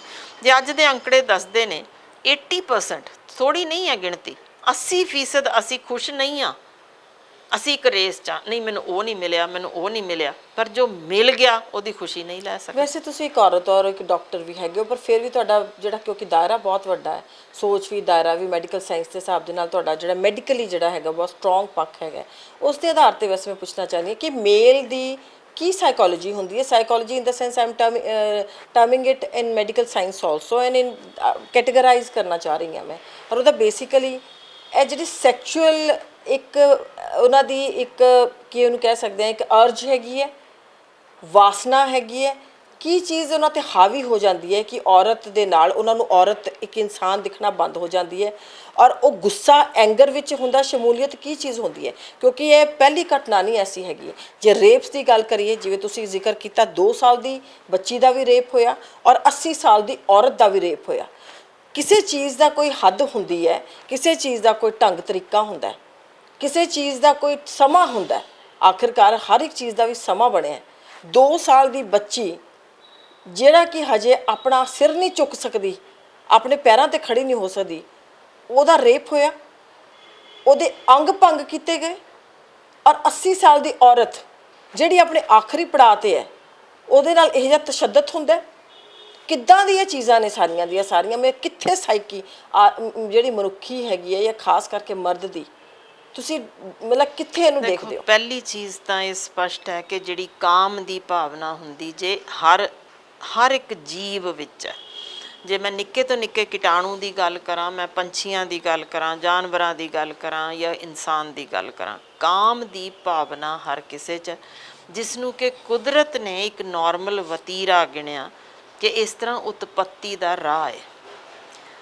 ਉਹ ਸੋਚ ਨੂੰ ਹੁਣ ਉਸ 'ਚ ਵਿਗਾੜ ਕਿਵੇਂ ਆਉਂਦਾ? ਕੋਈ ਜਾਨਵਰ ਬਲਾਤਕਾਰ ਨਹੀਂ ਕਰਦਾ, ਕੋਈ ਕੀੜਾ ਵੀ ਬਲਾਤਕਾਰ ਨਹੀਂ ਕਰਦਾ, ਤਾਂ ਫਿਰ ਬਦਲਾਓ ਕਿਵੇਂ ਹੋਇਆ? ਉਹਨਾਂ ਦੇ ਕੋਲ ਜਿਸ ਤਰੀਕੇ ਦੀ ਅਸੀਂ ਮੋਬਾਈਲਸ ਤੇ ਸੋਸ਼ਲ ਮੀਡੀਆ ਰਾਹੀਂ ਗੰਦਗੀ ਪਰੋਸਦੇ ਹਾਂ, ਜਿਸ ਵਿੱਚ ਇੱਕ ਵੇਲੜਾਂ ਦਾ ਵਗ ਜਿਹੜਾ ਕੰਮ 'ਚ ਲੱਗਿਆ ਨਾ, ਜਾਂ ਜਿਸ ਨੂੰ ਕੋਈ ਏਮ ਮਿਲਿਆ ਹੋਇਆ, ਉਹ ਇਸ ਪਾਸੇ ਵੱਲ 24 ਘੰਟੇ ਧਿਆਨ ਨਹੀਂ ਰੱਖ ਸਕਦਾ। ਮੈਂ ਪਹਿਲੇ ਵੀ ਸੀ ਜਦੋਂ ਮੋਬਾਈਲ ਨਹੀਂ ਸੀ ਦੱਸਣ ਲੱਗਿਆ, ਮੈਂ ਉਹੀ ਦੱਸ ਰਹੀ ਹਾਂ। ਪਰ ਉਦੋਂ ਕਿਰਤ ਦੀ ਇੱਕ ਭਾਵਨਾ ਸੀ, ਜਿਸ ਵਿੱਚ ਉਦੋਂ ਵੀ ਜੇ ਤੁਸੀਂ ਇਨ ਡਿਟੇਲ, ਕਿਉਂਕਿ ਸਾਡੇ ਕੋਲ 1860 ਦੀਆਂ ਵੀ ਸਟੱਡੀਜ਼ ਨੇ ਜਿਹੜੀਆਂ ਕੀਤੀਆਂ ਜੀ, ਕਿ ਜਿਹੜੇ ਉਸ ਸਮੇਂ ਵੀ ਵਿਹਲੇ ਸਨ, ਨਾ ਉਹ ਕੰਮ ਕਰਦੇ ਸਨ, ਕਿਰਤ ਨਹੀਂ ਸੀ ਕਰਦੇ, ਜਿਹੜੇ ਪੜ੍ਹਾਈ ਨਹੀਂ ਸੀ ਕਰਦੇ, ਯਾਨੀ ਉਹ ਵੇਲੇ ਜਿਹੜੇ ਸਮਾਜ ਤੋਂ ਇੱਕ ਬਦਲਾ ਲਓ ਨੀਤੀ ਨਾਲ ਖੜੇ ਸਨ, ਉਹ ਇਸ ਤਰੀਕੇ ਦੇ ਵਰਤਾਰੇ ਕਰਦੇ ਲੱਭੇ ਗਏ ਸਨ। ਸੋ ਪੜ੍ਹਾਈ ਦੇ ਨਾਲ ਜਿਸ ਤਰੀਕੇ ਤੁਹਾਡੀ ਥੋੜ੍ਹੀ ਬਹੁਤ ਸੂਝ-ਬੂਝ ਵਿੱਚ, ਤੁਹਾਡੇ ਬੌਧਿਕ ਵਿਕਾਸ ਵਿੱਚ ਤਬਦੀਲੀ ਆਉਂਦੀ ਜੇ, ਉਹ ਤੁਹਾਨੂੰ ਥੋੜ੍ਹਾ ਜਿਹਾ ਤਾਂ ਵੱਖ ਕਰਦੀ ਜੇ। ਹੁਣ ਇਹਦੇ ਵਿੱਚ ਜਿਸ ਢੰਗ ਨਾਲ ਅਸੀਂ ਇੱਕ ਕਲਚਰ ਲਿਆ ਰਹੇ ਹਾਂ ਕਿ ਫ੍ਰੀ ਚੀਜ਼ਾਂ ਦੀ, ਜੀ, ਹੁਣ ਉਹ ਬੰਦਾ ਜਿਸ ਨੂੰ ਕੰਮ ਕਰਨ ਦੀ ਲੋੜ ਨਹੀਂ, ਜਿਸ ਨੇ 24 ਘੰਟੇ ਗੰਦਗੀ ਦੇਖਣੀ ਹੈ ਚੁਫੇਰੇ, ਤੇ ਜਿਸ ਨੂੰ ਪਤਾ ਹੈ ਕਿ ਮੈਨੂੰ ਸਭ ਕੁਝ ਬੈਠੇ ਬਿਠਾਏ ਮਿਲ ਜਾਣਾ, ਤੇ ਮੇਰੇ ਉੱਤੇ ਸ਼ੈ ਵੀ ਇਹ ਸਿਆਸਤਦਾਨਾਂ ਦੀ, ਜਿਨ੍ਹਾਂ ਨੇ ਮੈਨੂੰ ਕਿਹਾ ਵੀ ਤੁਸੀਂ 10,000 ਮਹੀਨੇ ਦਾ ਲੈ ਤੇ ਬੈਠਾ ਰਹਿ, ਤੇ ਤੇਰਾ ਕੰਮ ਸਿਰਫ ਆ ਇੱਕ ਭੰਡਣਾ ਫਲਾਣੇ ਬੰਦੇ ਨੂੰ ਲੱਗਿਆ ਰਹਿ। ਕਿਉਂ ਆਫਟਰ ਆਲ ਇਹ ਗੁੰਡਾ ਕਲਚਰ ਸਟਾਰਟ ਕੀਤਾ ਗਿਆ? ਇੱਕ ਭੈ ਦਾ ਬਿਜ਼ਨਸ ਹੁੰਦਾ ਜੇ, ਕਿ ਜਦੋਂ ਇੱਕ ਪੋਲੀਟੀਕਲ ਫੋਰਸ ਦੋ ਹੀ ਢੰਗਾਂ ਨਾਲ ਆਏਗੀ, ਜਾਂ ਤਾਂ ਬਹੁਤ ਚੰਗੇ ਕੰਮ ਕੀਤੇ ਹੁਣ ਲੋਕ ਹੀ ਆਪਣੇ ਸਿਰਾਂ ਤੇ ਚੁੱਕ ਲੈਣ, ਜਾਂ ਇੱਕ ਭੈ ਦਾ ਬਿਜ਼ਨਸ ਸਟਾਰਟ ਕਰਤਾ ਜਾਏ ਕਿ ਆਪਣੇ ਹੀ ਗੁੰਡੇ ਛੱਡ ਦਿਓ, ਫਿਰ ਕਹਿ ਦਿਓ ਮੈਂ ਹਾਂ ਨਾ ਤੁਹਾਨੂੰ ਬਚਾਉਣ ਲਈ। ਸੋ ਹੁਣ ਦੀ ਜਿਹੜੀ ਤਬਦੀਲੀ ਆ ਰਹੀ ਹੈ, ਖਾਸ ਤੌਰ 'ਤੇ ਭਾਰਤ ਵਿੱਚ, ਇਹ ਇਹੋ ਹੀ ਆ ਰਹੀ ਹੈ ਕਿ ਅਸੀਂ ਬਹੁਤ ਗਿਣਤੀ ਉਹਨਾਂ ਨੂੰ ਉੱਪਰ ਲਿਆ ਕੇ ਬੈਠੇ ਹਾਂ ਜਿਹੜੇ ਆਪ ਕ੍ਰਿਮੀਨਲਸ ਨੇ, ਬੈਕਗਰਾਊਂਡ ਕ੍ਰਿਮੀਨਲ ਹੈ, ਪਾਲੇ ਕ੍ਰਿਮੀਨਲ ਹੋਏ ਨੇ, ਤੇ ਉਹ ਇਹੋ ਵੀ ਤੁਹਾਡੀ ਧੀ ਦਾ ਬਲਾਤਕਾਰ ਹੋਇਆ, ਹੁਣ ਇੱਕ ਭੈ ਦਾ ਮਾਹੌਲ ਦੇ ਦਿੱਤਾ। ਤੁਸੀਂ ਤੇ ਮੈਂ ਵੀ ਰਾਤ 12 ਵਜੇ ਨਿਕਲਦੇ ਕੰਬਾਂ ਗਈਆਂ।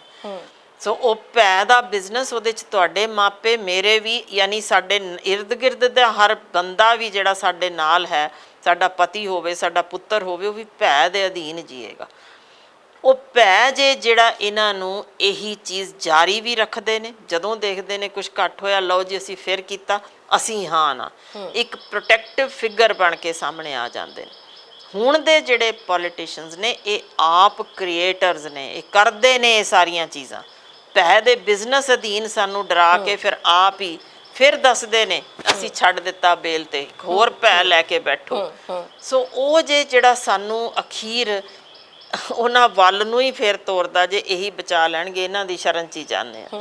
ਇਹ ਚੱਕਰ ਵਿਊ ਐਸਾ ਅਜੀਬ ਇਹਨਾਂ ਨੇ ਚਲਾ ਦਿੱਤਾ ਹੈ ਵੀ ਮੁਫਤ ਵੀ ਲਓ, ਗੁੰਡੇ ਵੀ ਤਿਆਰ ਕਰੋ, ਅਵਾਰਾ ਲੋਕ ਵੀ ਤਿਆਰ ਕਰੋ, ਉਹ ਵੀ ਸਾਡੇ ਜੁੱਤੀਆਂ ਚੱਟਣ, ਤੇ ਇਹ ਲੋਕ ਵੀ ਪੜ੍ਹ ਲਿਖ ਕੇ ਆਪਣੀ ਕਿਤੇ ਸੋਚ ਸਮਝ ਕੇ ਸਾਨੂੰ ਲਾਹ ਨਾ ਲੈਣ, ਇਹ ਵੀ ਉਸੇ ਡਰ ਦੇ ਅਧੀਨ ਬੈਠੇ ਰਹਿਣ ਕਿ ਸਾਡੇ ਕੋਲ ਕੁਝ ਨਹੀਂ, ਅਸੀਂ ਇਹਨਾਂ ਦੇ ਮਗਰ ਚੱਲੀਏ। ਸੋ ਇਹ ਚੀਜ਼ਾਂ ਤੋਂ ਜੇ ਸਾਡੀ ਨੌਜਵਾਨ ਪੀੜ੍ਹੀ ਸਮਝ ਜਾਏਗੀ ਨਾ, ਫਿਰ ਤਾਂ ਵਾਕਈ ਅਸੀਂ ਕੁਝ ਉਮੀਦ ਰੱਖ ਸਕਦੇ ਹਾਂ। ਨੌਜਵਾਨ ਪੀੜ੍ਹੀ ਦੀ ਜਿੱਥੋਂ ਤੱਕ ਤੁਸੀਂ ਗੱਲ ਕਰ ਰਹੇ ਹੋ ਪਿਛਲੇ ਦਿਨਾਂ ਦੇ ਵਿੱਚ ਇਦਾਂ ਦੇ ਵੀ ਕੁਝ ਲੋਕ ਮਿਲੇ ਜਿਹੜੇ ਕਿ ਇੱਕ ਡਿਫਰੈਂਟ ਜੇ ਮਾਈਂਡਸੈਟ ਦੇ ਵਿੱਚ ਡਿਫਰੈਂਟ ਤਰੀਕੇ ਦੇ ਨਾਲ ਜਾ ਰਹੇ ਨੇ, ਜਿਹਦੇ ਵਿੱਚ ਉਹ ਮਤਲਬ ਕਿ ਅਨਨੈਚੁਰਲ ਜਿਹੜੇ ਨੇ ਸੇਮ ਸੈਕਸ ਦੇ ਲੋਕ ਨੇ, ਸੇਮ ਜੈਂਡਰ ਦੇ ਨੇ, ਉਹ ਇਕੱਠੇ ਰਹਿ ਰਹੇ ਨੇ, ਲਿਵ ਇਨ 'ਚ ਰਹਿ ਰਹੇ ਨੇ, ਔਰ ਉਹ ਉਸ ਤਰੀਕੇ ਦੇ ਨਾਲ ਜਿਹੜਾ ਉਹ ਇੱਕ ਹੋਰ ਨਵੀਂ ਡਿਲੂਸ਼ਨ ਹੋ ਰਹੀ ਹੈ। ਕਿੱਦਾਂ ਦੇਖਦੇ ਹੋ? ਸਾਰੀਆਂ ਗੱਲਾਂ ਕਿਤੇ ਕੋਰਿਲੇਟ ਕਰਦੀਆਂ ਨੇ? ਨਹੀਂ, ਉਹ ਤੁਹਾਨੂੰ ਸ਼ਾਇਦ ਨਵੀਂ ਲੱਗਦੀ ਹੋਏਗੀ। ਇਹ ਇੱਕ ਜੀਨ ਦੇ ਵਿੱਚ ਤਬਦੀਲੀ ਹੁੰਦੀ ਜੇ, ਜਿਸ ਤਹਿਤ ਇਹ ਅੱਜ ਤੋਂ ਨਹੀਂ, ਇਹ ਬਹੁਤ ਸਦੀਆਂ ਤੋਂ ਇਹ ਕੇਸ ਸਨ। ਸਿਰਫ ਖੁੱਲ੍ਹ ਕੇ ਸਾਹਮਣੇ ਨਹੀਂ ਸਨ ਆ ਰਹੇ। ਹੁਣ ਜਿਵੇਂ ਜਿਵੇਂ ਬੋਲਣ ਦੀ ਆਜ਼ਾਦੀ, ਜਿਵੇਂ ਜਿਵੇਂ ਤੁਸੀਂ ਵੇਖ ਰਹੇ ਹੋ ਕਿ ਸਾਰੇ ਜਣੇ ਜਾਣਕਾਰ ਹੋ ਰਹੇ ਨੇ, ਚੀਜ਼ਾਂ ਜਿਵੇਂ ਅਵੇਲੇਬਲ ਹੋ ਰਹੀਆਂ ਨੇ, ਨੌਲੇਜ ਗੇਨ ਕਰ ਰਹੇ ਨੇ, ਸੋ ਲੋਕ ਉਹ ਚੀਜ਼ਾਂ ਹੁਣ ਖੁੱਲ੍ਹ ਕੇ ਕਰਨ ਵਿੱਚ ਸਾਹਮਣੇ ਸ਼ਰਮ ਨਹੀਂ ਮਹਿਸੂਸ ਕਰਦੇ। ਵਰਨਾ ਇਹ ਸਦੀਆਂ ਤੋਂ ਵਰਤਾਰਾ ਚੱਲਦਾ ਸੀ। ਕਿਤੇ ਰਿਲੇਟ ਤਾਂ ਨਹੀਂ ਕਰਦਾ ਕਿ ਚੀਜ਼ਾਂ ਆਪਸ ਦੇ ਵਿੱਚ ਜਿਸ ਤਰੀਕੇ ਦੇ ਵਰਤਾਰੇ ਆ ਹੋ ਰਹੇ ਨੇ, ਚੰਗੇ ਮਾੜੇ ਜਾਂ ਕੁਝ, ਕਿਤੇ ਰਿਲੇਟ ਕਰਦਾ? ਪੁਰਾਣੇ ਸਮਿਆਂ ਦੇ ਹਰਮ ਵੀ ਜਦੋਂ ਸਨ, ਉੱਥੇ ਔਰਤਾਂ ਆਪੋ ਵਿੱਚ ਸੰਬੰਧ ਰੱਖਦੀਆਂ ਸਨ। ਇਸੇ ਤਰ੍ਹਾਂ ਹੀ ਜਿਗੋਲੋ ਕਲਚਰ ਹੁਣ ਦਾ ਨਹੀਂ ਜੇ, ਬਹੁਤ ਪੁਰਾਣਾ ਜੇ। ਸੋ ਇਹ ਚੀਜ਼ਾਂ ਬਹੁਤ ਸਮੇਂ ਤੋਂ ਤੁਰਦੀਆਂ ਆਉਂਦੀਆਂ ਸਨ। ਸਿਰਫ ਹੁਣ ਸੋਸ਼ਲ ਮੀਡੀਆ ਐਕਟਿਵ ਕਰਕੇ ਚੀਜ਼ਾਂ ਥੋੜਾ ਖੁੱਲ੍ਹ ਕੇ ਸਾਹਮਣੇ ਦਿਸਣ ਲੱਗੀਆਂ ਨੇ, ਪਰ ਇਹ ਚੀਜ਼ਾਂ ਹੁੰਦੀਆਂ ਸਨ ਕਿਉਂਕਿ ਜੀਨ ਅੱਜ ਨਵਾਂ ਨਹੀਂ ਬਣਿਆ, ਬਹੁਤ ਚਿਰਾਂ ਤੋਂ ਇਹ ਜੈਨੇਟਿਕ ਥੋੜੀ ਜਿਹੀ ਚੇਂਜ ਹੁੰਦੀ ਜੇ। ਮੈਂ ਵਿਗਾੜ ਨਹੀਂ ਕਹਿੰਦੀ, ਇੱਕ ਚੇਂਜ ਹੁੰਦੀ ਜੇ ਜਿਸ 'ਚ ਅਟਰੈਕਸ਼ਨ ਤੁਸੀਂ ਸੇਮ ਸੈਕਸ ਦੇ ਵੱਲ ਜ਼ਿਆਦਾ ਰੱਖਣ ਲੱਗ ਜਾਂਦੇ ਹੋ। ਕੋਈ ਬਾਈਸੈਕਸੁਅਲ ਵੀ ਹੁੰਦੇ ਨੇ, ਕੋਈ ਸੇਮ ਸੈਕਸ ਵੱਲ। ਸੋ ਇਹ ਜੈਨੇਟਿਕ ਤਬਦੀਲੀ ਹੈ ਜਿਹਨੂੰ ਅਸੀਂ ਮਤਲਬ ਇਹ ਨਵਾਂ ਵਰਤਾਰਾ ਨਹੀਂ ਗਿਣਦੇ। ਪਰ ਫਿਰ ਵਾਪਸ ਆਈਏ ਤਾਂ ਲਗਾਤਾਰ ਜਿਹੜੇ ਇਹ ਜੇ ਹੋ ਰਹੇ ਨੇ, ਰੇਪਸ ਹੋ ਰਹੇ ਨੇ, ਜਾਂ ਜਿਹੜਾ ਇਹਨਾਂ ਨੇ ਜਿਸ ਤਰੀਕੇ ਦੇ ਨਾਲ ਇਹਨਾਂ ਨੇ ਪਰੇਡ ਕਰਵਾਈ ਹੈ, ਜਾਂ ਸਾਰੀਆਂ ਚੀਜ਼ਾਂ ਨੇ, ਇਹ ਵੀ ਕਿਤੇ ਨਾ ਕਿਤੇ ਜੀਨਸ ਦੇ ਵਿੱਚ ਕੋਈ ਡਿਫੈਕਟਸ ਕਹਿ ਸਕਦੇ ਆ, ਮਾਨਸਿਕ ਕਿਸੇ ਤਰੀਕੇ ਦੀ, ਕਿਉਂਕਿ ਲਗਾਤਾਰ ਵੱਧਦਾ ਜਾ ਰਿਹਾ। ਜਦੋਂ ਕਿ ਜਿਵੇਂ ਨੌਲੇਜ ਬੰਦਾ, ਆਪਾਂ ਜਿਵੇਂ ਗੱਲ ਕੀਤੀ ਕਿ ਵਿਹਲੜ ਨਾ ਹੋਣ, ਨੌਲੇਜ ਗੇਨ ਕਰੇ ਔਰ ਪੜ੍ਹੇ ਲਿਖੇ ਹੋਣ, ਜਿਸ ਤਰੀਕੇ ਦੀ ਟੈਕਨੋਲੋਜੀ, ਨੌਲੇਜ ਬਹੁਤ ਜ਼ਿਆਦਾ ਸਪਰੈਡ ਹੋ ਗਈ ਹੈ। ਹੁਣ ਤਾਂ ਤੁਸੀਂ ਇੱਥੇ ਬੈਠੇ ਗਲੋਬ 'ਤੇ ਅਮਰੀਕਾ ਦੀ, ਕੈਨੇਡਾ ਦੀ ਸਾਰੀਆਂ ਖਬਰਾਂ ਇੱਥੇ ਦੇਖ ਸੁਣ ਸਕਦੇ ਹੋ। ਜੇ ਉੱਧਰ ਬੈਠੇ ਲੋਕ ਨੇ ਜਿਹੜੇ, ਉਹ ਇੰਡੀਆ 'ਚ ਕੀ ਹੋ ਰਿਹਾ ਹੈ, ਪਾਕਿਸਤਾਨ 'ਚ ਕੀ ਹੋ ਰਿਹਾ ਹੈ, ਜਾਂ ਤਿੱਬਤ 'ਚ ਕੀ ਹੋ ਰਿਹਾ ਹੈ, ਜਾਂ ਚਾਈਨਾ 'ਚ ਕੀ ਹੋ ਰਿਹਾ, ਇੱਧਰ ਮਤਲਬ ਏਸ਼ੀਅਨ ਕੰਟਰੀਜ਼ ਦੀ, ਉਹ ਉੱਥੇ ਬਿਲਕੁਲ ਕੱਟ ਆਫ ਨਹੀਂ ਹੁੰਦੇ। ਪਹਿਲੇ ਪਤਾ ਹੀ ਨਹੀਂ ਹੁੰਦਾ ਸੀ, ਖਾਸ ਕਰਕੇ ਬਾਹਰਲੇ ਦੇਸ਼ਾਂ 'ਚ। ਅਮਰੀਕਾ ਦੀ ਗੱਲ ਕਰ ਲਈਏ, ਉਹਨਾਂ ਨੂੰ ਕਿੱਥੇ ਪਤਾ ਹੁੰਦਾ ਸੀ, ਕਈਆਂ ਨੂੰ ਤਾਂ ਇਹ ਨਹੀਂ ਪਤਾ ਸੀ ਮੈਪ 'ਤੇ ਇੰਡੀਆ ਕੀ ਚੀਜ਼ ਹੈਗੀ ਹੈ। ਹੁਣ ਬਹੁਤ ਮਤਲਬ ਕਿ ਚੀਜ਼ਾਂ ਸਮੂਥ ਹੋ ਗਈਆਂ। ਉਹ ਇੰਨੇ ਨੌਲੇਜੇਬਲ ਹੋਣ ਦੇ ਬਾਵਜੂਦ ਜੇ ਇੰਨੇ ਡਿਫੈਕਟਸ ਲੋਕਾਂ ਦੇ ਦਿਮਾਗਾਂ ਦੇ ਵਿੱਚ ਨੇ, ਜਾਂ ਇਸ ਤਰੀਕੇ ਦੇ ਨਾਲ ਵਰਤਾਰੇ ਹੁੰਦੇ ਨੇ, ਬੜਾ ਪਿੰਚਿੰਗ ਹੈ, ਬਹੁਤ ਜ਼ਿਆਦਾ ਕੰਸਰਨ ਵਾਲਾ ਹੈਗਾ, ਔਰ ਚਿੰਤਾ ਵਾਲੀ ਗੱਲ ਹੈ, ਲਗਾਤਾਰ ਵੱਧ ਰਹੇ ਨੇ। ਦੇਖੋ, ਇਹ ਸਾਰੇ ਦੇ ਅੰਦਰ ਹੁੰਦਾ ਜੇ ਸਟ੍ਰੈਸ, ਜਿਹੜਾ ਸਾਡੇ ਮਨ ਅੰਦਰ ਗੁੱਸਾ ਪੈਦਾ ਕਰਦਾ ਹੈ, ਸਾਨੂੰ ਖਿਝ ਪੈਦਾ ਕਰਦਾ ਹੈ। ਅਸੀਂ ਰੋਡ ਰੇਸ ਵਿੱਚ ਦੇਖ ਚੁੱਕੇ ਹਾਂ ਇਹ ਚੀਜ਼ਾਂ। ਯਾਨੀ ਨਿੱਕੀ ਨਿੱਕੀ ਗੱਲ 'ਤੇ ਤੁਸੀਂ ਘਰ ਵਿੱਚ ਹੀ ਲੜਾਈ ਹੋਈ ਤਾਂ ਔਰਤ ਨੂੰ ਮਾਰ ਦੇਣਾ, ਜਾਂ ਔਰਤ ਨੇ ਮਰਦ ਨੂੰ ਮਾਰ ਦੇਣਾ। ਇਸ ਹੱਦ ਤੱਕ ਜਾਣਾ ਉਹ ਸਾਡਾ ਦਿਮਾਗੀ ਫਤੂਰ ਹੁੰਦਾ ਜੇ, ਜਿਹੜਾ ਸਟ੍ਰੈਸ ਨੂੰ ਟੋਲਰੇਟ ਨਾ ਕਰਨ ਦਾ ਇਹ ਨਤੀਜਾ ਹੁੰਦਾ ਜੀ। ਸਾਡੀ ਲਾਈਫ ਜਿਵੇਂ ਜਿਵੇਂ ਦਿਨੋਂ ਦਿਨ ਸਟ੍ਰੈਸਫੁਲ ਹੁੰਦੀ ਜਾਂਦੀ ਜੇ, ਜਿਹਦੇ ਵਿੱਚ ਅਸੀਂ ਜ਼ਿੰਦਗੀ ਜੀਣਾ ਹੀ ਭੁੱਲ ਚੁੱਕੇ ਹਾਂ। ਮੈਂ ਜਿਵੇਂ ਅੱਗੇ ਦੱਸਿਆ ਸੀ ਕਿ ਰੇਸ 'ਚ ਸ਼ਾਮਲ ਆ। ਸੋ ਉਸੇ ਤਰ੍ਹਾਂ ਜੇ ਤੁਸੀਂ ਉੱਥੇ ਦਾ ਦੇਖੋ, ਦੋ ਗਰੁੱਪਾਂ ਦੀ ਲੜਾਈ ਵਿੱਚ ਸਿਰਫ ਉਹਨਾਂ ਨੂੰ ਢੰਗ ਮਿਲਿਆ ਕਿ ਅਸੀਂ ਜਿਹੜਾ ਮਨ ਅੰਦਰ ਸਾਡਾ ਜਿਹੜਾ ਗੁੱਸਾ ਹੈ, ਉਹ ਉਹਨਾਂ ਦੀਆਂ ਔਰਤਾਂ ਨੂੰ ਇਸ ਤਰੀਕੇ ਦਾ ਅਸੀਂ ਵਰਤਾਰਾ ਜੇ ਕਰਾਂਗੇ, ਉਹ ਸਾਰੀ ਕਮਿਊਨਿਟੀ ਸ਼ਰਮਸਾਰ ਹੋਏਗੀ ਅਤੇ ਲਗਾਤਾਰ ਇਹ ਦੇਖੇਗੀ, ਜਿਸ ਨਾਲ ਸਦੀਆਂ ਤੱਕ ਇਹ ਸੋਚ ਕੇ ਉਹ ਨੀਵਾਂ ਮਹਿਸੂਸ ਕਰਨ। ਉਹਨਾਂ ਨੇ ਆਪਣੀ ਜਿੱਤ ਹਾਸਲ ਕਰ ਲਈ ਕਿ ਮੈਂ ਮਾਨਸਿਕ ਪੱਖੋਂ ਮੈਂ ਜਿੱਤ ਹਾਸਲ ਕਰ ਲਈ। ਉਹ ਗੱਲ ਦਰਅਸਲ ਅੰਦਰਲੀ ਖਿਝ, ਅੰਦਰਲਾ ਗੁੱਸਾ ਸਮਾਜ ਪ੍ਰਤੀ ਜੋ ਸੀ, ਜਾਂ ਆਪਣੀ ਉਹ ਦੂਸਰੇ ਇੱਕ ਗਰੁੱਪ ਦੇ ਨਾਲ ਸੀ, ਉਹ ਢੰਗ ਤਾਂ ਹਮੇਸ਼ਾ ਤੋਂ ਔਰਤ ਨੂੰ ਜ਼ਲੀਲ ਕਰਨ ਨਾਲ ਹੀ ਨਿਕਲਿਆ ਗਿਆ। ਸੋ ਇਹੀ ਮੈਂ ਤੁਹਾਨੂੰ ਸ਼ੁਰੂ ਤੋਂ ਜ਼ਿਕਰ ਕਰਦੀ ਆ ਰਹੀ ਹਾਂ ਕਿ ਇਹ ਤਾਂ ਵਰਤਾਰਾ ਸਦੀਆਂ ਤੋਂ ਸੀ। ਗੱਲ ਸਿਰਫ ਹੁਣ ਚੇਂਜ ਓਵਰ ਤਾਂ ਹੀ ਹੋਏਗੀ ਜੇ ਸਾਡੀਆਂ ਬੇਟੀਆਂ ਪਾਵਰਫੁਲ ਹੋਣਗੀਆਂ, ਤਾਂ ਹੀ ਤਬਦੀਲੀ ਸੰਭਵ ਹੈ, ਵਰਨਾ ਇਹ ਚੀਜ਼ ਅੱਗੋਂ ਵੀ ਜਾਰੀ ਰਹੇਗੀ। ਬਹੁਤ ਬਹੁਤ ਧੰਨਵਾਦ ਮੈਮ ਤੁਹਾਡਾ, ਸ਼ੁਕਰੀਆ। ਬਹੁਤ ਜ਼ਿਆਦਾ ਤੁਸੀਂ ਤਫਸੀਲ ਦੇ ਨਾਲ ਗੱਲਬਾਤ ਕੀਤੀ। ਤੁਹਾਡੀ ਬੁਲੰਦ ਆਵਾਜ਼ ਜਿਹੜੀ ਹੈ ਉਹ ਕਿਤੇ ਨਾ ਕਿਤੇ ਅਸਰ ਜ਼ਰੂਰ ਕਰੇਗੀ, ਔਰ ਇਸ ਗੱਲ ਦਾ ਸਲੂਟ ਹੈ ਤੁਹਾਨੂੰ ਕਿ ਤੁਸੀਂ ਨਵੀਂ ਪੀੜ੍ਹੀ ਦੀ ਗੱਲ ਕਰਦੇ ਹੋ, ਪਰ ਜਿਸ ਤਰੀਕੇ ਦੇ ਨਾਲ ਤੁਸੀਂ ਲਗਾਤਾਰ ਇੰਨੇ ਸਾਲਾਂ ਤੋਂ ਬਾਰ-ਬਾਰ ਦਰਵਾਜ਼ਾ ਖੜਕਾਉਂਦੇ ਆ ਰਹੇ ਹੋ, ਔਰ ਗੱਲਾਂ ਇਸ ਬਾਰੇ ਕਰਦੇ ਆ ਰਹੇ ਹੋ, ਔਰ ਵਿਚਾਰ ਚਰਚਾ 'ਚ ਹਿੱਸਾ ਲੈਂਦੇ ਹੋ, ਬਹੁਤ ਬਹੁਤ ਸ਼ੁਕਰੀਆ। ਬਹੁਤ ਧੰਨਵਾਦ ਜੀ। ਇਹ ਸਾਡੇ ਨਾਲ ਸੀਗੇ ਮੈਡਮ ਹਰਸ਼ਿੰਦਰ ਕੌਰ, ਡਾਕਟਰ ਹਰਸ਼ਿੰਦਰ ਕੌਰ, ਜਿਹੜੇ ਕਿ ਐਕਸਪਰਟ ਨੇ, ਡਿਫਰੈਂਟ ਹਮੇਸ਼ਾ ਸਬਜੈਕਟਸ ਤੇ ਗੱਲਬਾਤ ਕਰਦੇ ਨੇ ਔਰ ਅੱਜ ਅਸੀਂ ਸਪੈਸੀਫਿਕਲੀ ਉਹਨਾਂ ਨੂੰ ਫਿਰ ਤੋਂ ਔਰਤਾਂ ਦੇ ਨਾਲ ਜਿਹੜਾ ਤਸ਼ੱਦਦ ਹੋਇਆ ਮਨੀਪੁਰ ਦੇ ਵਿੱਚ 2 ਔਰਤਾਂ ਦੀ ਜਿਹੜੀ ਹੈਗੀ ਉਹ ਪਰੇਡ ਕਰਵਾਈ ਗਈ, ਉਹਨਾਂ ਨੂੰ ਚਲਵਾਇਆ ਗਿਆ ਨਗਨ ਕਰਕੇ, ਉਹਨੂੰ ਬਿਨਾਂ ਕੱਪੜਿਆਂ ਦੇ ਉਹਨਾਂ ਨੂੰ ਜਿਹੜਾ ਹੈ ਉਹ ਖੇਤਾਂ ਵਿੱਚ ਘੁਮਾਇਆ ਗਿਆ ਔਰ ਉਹਨਾਂ 'ਚੋਂ ਇੱਕ ਔਰਤ ਦਾ ਕਿਹਾ ਜਾ ਰਿਹਾ ਹੈ ਕਿ ਰੇਪ ਵੀ ਕੀਤਾ ਗਿਆ ਔਰ ਕਈ ਲੋਕਾਂ ਦੁਆਰਾ ਕੀਤਾ ਗਿਆ। ਇੱਕ ਦਾ ਕਹਿ ਰਹੇ ਸਨ ਪਰ ਐਕਚੁਅਲੀ ਜੋ ਪਤਾ ਲੱਗਿਆ ਹੁਣ ਕਿ ਉਹ ਦੋਨਾਂ ਦਾ, ਬਲਕਿ ਤੀਸਰੀ ਇੱਕ ਹੋਰ ਬੇਟੀ ਵੀ ਸੀ ਜਿਸ ਨੂੰ ਬਲਾਤਕਾਰ ਕਰਨ ਬਾਅਦ ਮਾਰ ਵੀ ਦਿੱਤਾ ਗਿਆ। ਸੋ ਦੋਨਾਂ ਦਾ ਹੀ ਬਲਾਤਕਾਰ ਹੋਇਆ ਤੇ ਜਿਸ ਤੋਂ ਬਾਅਦ ਉਹ ਦੂਜਿਆਂ ਨੂੰ ਸੌਂਪ ਦਿੱਤੀਆਂ ਗਈਆਂ ਗਰੁੱਪ 'ਚ। ਉੱਥੇ ਉਸ ਤੋਂ ਬਾਅਦ ਕਈ ਘੰਟੇ ਰਹੀਆਂ ਜਿਨ੍ਹਾਂ ਦੇ ਵਿੱਚ ਅਜੇ ਕੁਝ ਵੀ ਸਾਹਮਣੇ ਨਹੀਂ ਹੋਇਆ ਕਿ ਪਤਾ ਲੱਗਿਆ ਕਿ ਉਦੋਂ ਉੱਥੇ ਕੀ ਵਾਪਰਿਆ।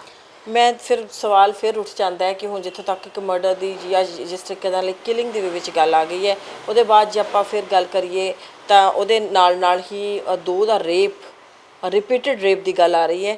ਤੁਹਾਨੂੰ ਲੱਗਦਾ ਕਿ ਐਡਾ ਵੱਡਾ ਸਿਸਟਮ, ਤੁਸੀਂ ਆਪ ਹੀ ਗੱਲ ਕੀਤੀ ਕਿ ਸਾਡੇ ਜਿਹੜੇ ਪਹਿਲੇ ਸਿਟੀਜ਼ਨ ਨੇ, ਪਹਿਲੇ ਨਾਗਰਿਕ ਨੇ, ਉਹ ਵੀ ਇੱਕ ਮਹਿਲਾ ਨੇ ਔਰ ਉਹ ਟਰਾਈਬਲ ਜ਼ੋਨ ਤੋਂ ਨੇ, ਉਹ ਇਸ ਚੀਜ਼ ਨੂੰ ਜ਼ਿਆਦਾ ਚੰਗੀ ਤਰ੍ਹਾਂ ਸਮਝ ਵੀ ਸਕਦੇ ਨੇ ਔਰ ਕੁਝ ਟਰਾਈਬਲ ਜਿਹੜੇ ਹੈਗੇ ਨੇ, ਨਾਗਾ ਵਾਲੇ ਨੇ ਜਿਹੜੇ, ਉਹਨਾਂ ਨੇ ਖੈਰ ਆਪਣਾ ਇਸ 'ਤੇ ਪ੍ਰੋਟੈਸਟ ਵੀ ਇੱਕ ਵਾਰੀ ਜ਼ਾਹਿਰ ਜ਼ਰੂਰ ਕੀਤਾ ਪਰ ਫਿਰ ਵੀ ਉਸ ਲੈਵਲ 'ਤੇ ਆਵਾਜ਼ ਜਾਂ ਇਸ ਦੀ ਸਾਰੀ ਐਡਰੈਸ ਤੁਹਾਨੂੰ ਲੱਗਦਾ ਹੋ ਪਾਏਗਾ? ਕੋਈ ਉਮੀਦ ਹੈਗੀ ਜਿਸ ਤਰੀਕੇ ਦੇ ਨਾਲ ਇੰਨਾ ਡਿਸਟ੍ਰੈਸ, ਇੰਨਾ ਜਿਹੜਾ ਸਟ੍ਰੈਸ ਹੋਇਆ ਪਿਆ, ਉਸ ਹਿਸਾਬ ਦੇ ਨਾਲ ਤਣਾਅ ਇੰਨਾ ਬਣਿਆ ਹੋਇਆ ਮਾਨਸਿਕ, ਔਰ ਉਹਦੀ ਦੇਖੋ ਮਨੀਪੁਰ ਕਿਹੜੇ ਹਿੱਸੇ 'ਚ ਹੈਗਾ ਇੰਡੀਆ ਦੇ ਵਿੱਚ ਔਰ ਆਪਾਂ ਇੱਥੇ ਬੈਠੇ ਗੱਲ ਕਰ ਰਹੇ ਹਾਂ, ਕਿੰਨਾ ਸਟ੍ਰੈਸ ਹੈਗਾ ਔਰ ਕਿੰਨਾ ਮਾਨਸਿਕ ਤਣਾਅ 'ਚੋਂ ਆਪਾਂ ਇਹ ਗੱਲਬਾਤ ਕਰਦੇ ਹੋਏ ਵੀ ਗੁਜ਼ਰ ਰਹੇ ਹਾਂ। ਉਮੀਦ ਹੈਗੀ ਹੈ ਮੈਮ ਕੋਈ? ਬਿਲਕੁਲ, ਮੈਂ ਤਾਂ ਹਮੇਸ਼ਾ ਆਪਣੀ ਸੋਚ ਪੋਜ਼ਿਟਿਵ ਰੱਖੀ ਹੈ। ਜਿਸ ਤਰੀਕੇ ਹੁਣ ਸੜਕਾਂ 'ਤੇ ਵੀ ਨਿਤਰੇ ਨੇ ਲੋਕ, ਸੋਸ਼ਲ ਮੀਡੀਆ 'ਤੇ ਵੀ ਖੜੇ ਹੋਏ ਨੇ, ਮੇਰਾ ਖਿਆਲ ਹੈ ਕਿ ਇਹ ਭਾਵੇਂ ਵਕਤੀ ਹੋਈ ਸਹੀ ਤਬਦੀਲੀ ਤਾਂ ਸ਼ੁਰੂ ਹੋਏਗੀ। ਕਿਉਂਕਿ ਜਦੋਂ ਦੇਖੋ ਨਾ ਇੱਕ ਵਾਰ ਦੇ ਤੁਸੀਂ ਦੇਖੋ ਜੇ ਕਣਕ ਸਾਰੀ ਖਰਾਬ ਹੋ ਗਈ ਹੈ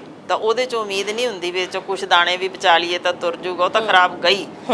ਅਗਲੀ ਪਨੀਰੀ ਚੰਗੀ ਆਵੇ ਉਹੀ ਉਮੀਦ ਕਰ ਸਕਦੇ ਹਾਂ। ਸੋ ਮੈਂ ਤੇ ਵਾਰ-ਵਾਰ ਇਹੀ ਕਹਿ ਰਹੀ ਹਾਂ ਕਿ ਸਾਡੀ ਨੌਜਵਾਨ ਪੀੜ੍ਹੀ ਜੋ ਅੱਜ ਸਕੂਲਾਂ 'ਚ, ਜੋ ਅੱਜ ਕਾਲਜਾਂ 'ਚ ਹੁਣੇ ਗਈ ਜੇ, ਉਹ ਜਾਗੇਗੀ ਤਾਂ, ਨਹੀਂ ਤਾਂ ਉਹਨਾਂ ਦੇ ਘਰਾਂ ਵਿੱਚ ਵੀ ਇਹੀ ਅੱਗ ਪਹੁੰਚਣੀ ਜੇ, ਉਦੋਂ ਚੀਕਣ ਦਾ ਫਾਇਦਾ ਨਹੀਂ। ਸੋ ਹੁਣ ਤਬਦੀਲੀ ਲਈ ਤਿਆਰ ਰਹਿਣ। ਇਹਨਾਂ ਸਾਰੇ ਗਲ ਸੜ ਚੁੱਕੇ ਸਿਆਸਤਦਾਨਾਂ ਨੂੰ, ਗਲ ਸੜ ਚੁੱਕਿਆ ਸਾਡਾ ਕਾਨੂੰਨ, ਇਸ ਸਿਸਟਮ ਨੂੰ ਤਬਦੀਲ ਕਰਨ ਲਈ ਉਹਨਾਂ ਨੂੰ ਅਗਾਂਹ ਆਉਣਾ ਪਏਗਾ। ਬਹੁਤ ਬਹੁਤ ਧੰਨਵਾਦ ਜੀ ਤੁਹਾਡਾ, ਬਹੁਤ ਬਹੁਤ ਧੰਨਵਾਦ। ਜਿਵੇਂ ਕਿ ਉਹ ਦੱਸ ਰਹੇ ਨੇ ਕਿ ਇੱਕ ਔਰਤ ਹੋਰ ਵੀ ਸੀਗੀ ਜਿਹਦਾ ਕਿ ਉਹ ਬਾਅਦ ਵਿੱਚ ਮਾਰ ਵੀ ਦਿੱਤਾ ਗਿਆ। ਬਹੁਤ ਹੀ ਸ਼ਰਮਨਾਕ ਘਟਨਾ ਹੈਗੀ, ਇਸ ਤੋਂ ਪਹਿਲੇ ਵੀ ਹੁੰਦੀਆਂ ਰਹੀਆਂ।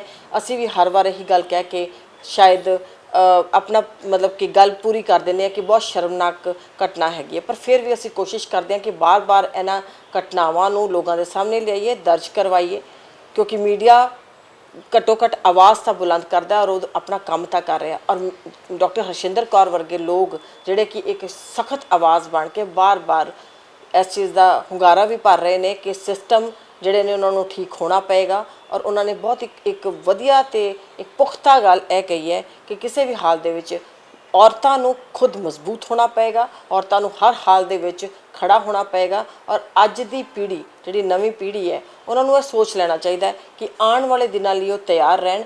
ਉਹਨਾਂ ਨੂੰ ਆਪਣੀ ਰੱਖਿਆ ਦੇ ਵਾਸਤੇ ਫਿਜ਼ੀਕਲੀ, ਮੈਂਟਲੀ ਤੇ ਖਾਸ ਕਰਕੇ ਦਿਲ ਤੋਂ ਪੂਰੇ ਤਰੀਕੇ ਦੇ ਨਾਲ ਮਜ਼ਬੂਤ ਹੋਣਾ ਪਏਗਾ। ਔਰ ਉਹਦੇ ਲਈ ਉਹਨਾਂ ਨੂੰ ਆਪਣਾ ਸਰੀਰ ਵੀ ਮਜ਼ਬੂਤ ਕਰਨਾ ਪਏਗਾ, ਵਿਚਾਰ ਵੀ ਮਜ਼ਬੂਤ ਕਰਨੇ ਪੈਣਗੇ ਔਰ ਆਪਣੀਆਂ ਅਹੁਦੇ ਜਾਂ ਆਪਣੀ ਜਗ੍ਹਾ ਬਣਾਉਣੀ ਪਏਗੀ ਕਿਤੇ ਨਾ ਕਿਤੇ। ਉਹਨਾਂ ਦਾ ਸਾਫ਼ ਕਹਿਣਾ ਹੈਗਾ ਕਿ ਜੇ ਪੁਲਿਸ ਦੇ ਵਿੱਚ, ਐਡਮਿਨਿਸਟ੍ਰੇਸ਼ਨ ਦੇ ਵਿੱਚ, ਹਰ ਜਗ੍ਹਾ ਦੇ ਵਿੱਚ ਕੁੜੀਆਂ ਨੂੰ ਹੁਣ ਅੱਗੇ ਆਉਣਾ ਪਏਗਾ। ਜਿਹੜੀ ਪੈਟਰੀਆਰਕਲ ਸੋਸਾਇਟੀ ਹੈਗੀ ਹੈ ਉਸ ਨੂੰ ਓਵਰਕਮ ਕਰਨਾ ਪਏਗਾ। ਘੱਟੋ ਘੱਟ ਬਰਾਬਰ ਦਾ ਅਧਿਕਾਰ ਲੈਣ ਲਈ ਔਰ ਆਪਣੀ ਸੁਰੱਖਿਆ ਦੇ ਲਈ ਔਰਤ ਨੂੰ ਆਪਣੀ ਆਵਾਜ਼ ਖੁਦ ਬੁਲੰਦ ਕਰਨੀ ਪਏਗੀ। ਔਰਤਾਂ ਨੂੰ ਇਸ ਦੇ ਮਾਮਲੇ 'ਤੇ ਇਕੱਠਾ ਵੀ ਹੋਣਾ ਪਏਗਾ। ਮੈਨੂੰ ਤੇ ਮੇਰੇ ਕੈਮਰਾ ਟੀਮ ਤੇ ਮੇਰੇ ਨਾਲ ਨੇ ਸਰਬਜੀਤ ਸਿੰਘ। ਸਾਨੂੰ ਦਿਓ ਇਜਾਜ਼ਤ, ਫਿਰ ਮਿਲਾਂਗੇ ਕਿਸੇ ਨਵੀਂ ਜਗ੍ਹਾ ਕਿਸੇ ਨਵੇਂ ਮਹਿਮਾਨ ਦੇ ਨਾਲ। ਤਦ ਤੱਕ ਬਹੁਤ ਬਹੁਤ ਧੰਨਵਾਦ, ਸ਼ੁਕਰੀਆ।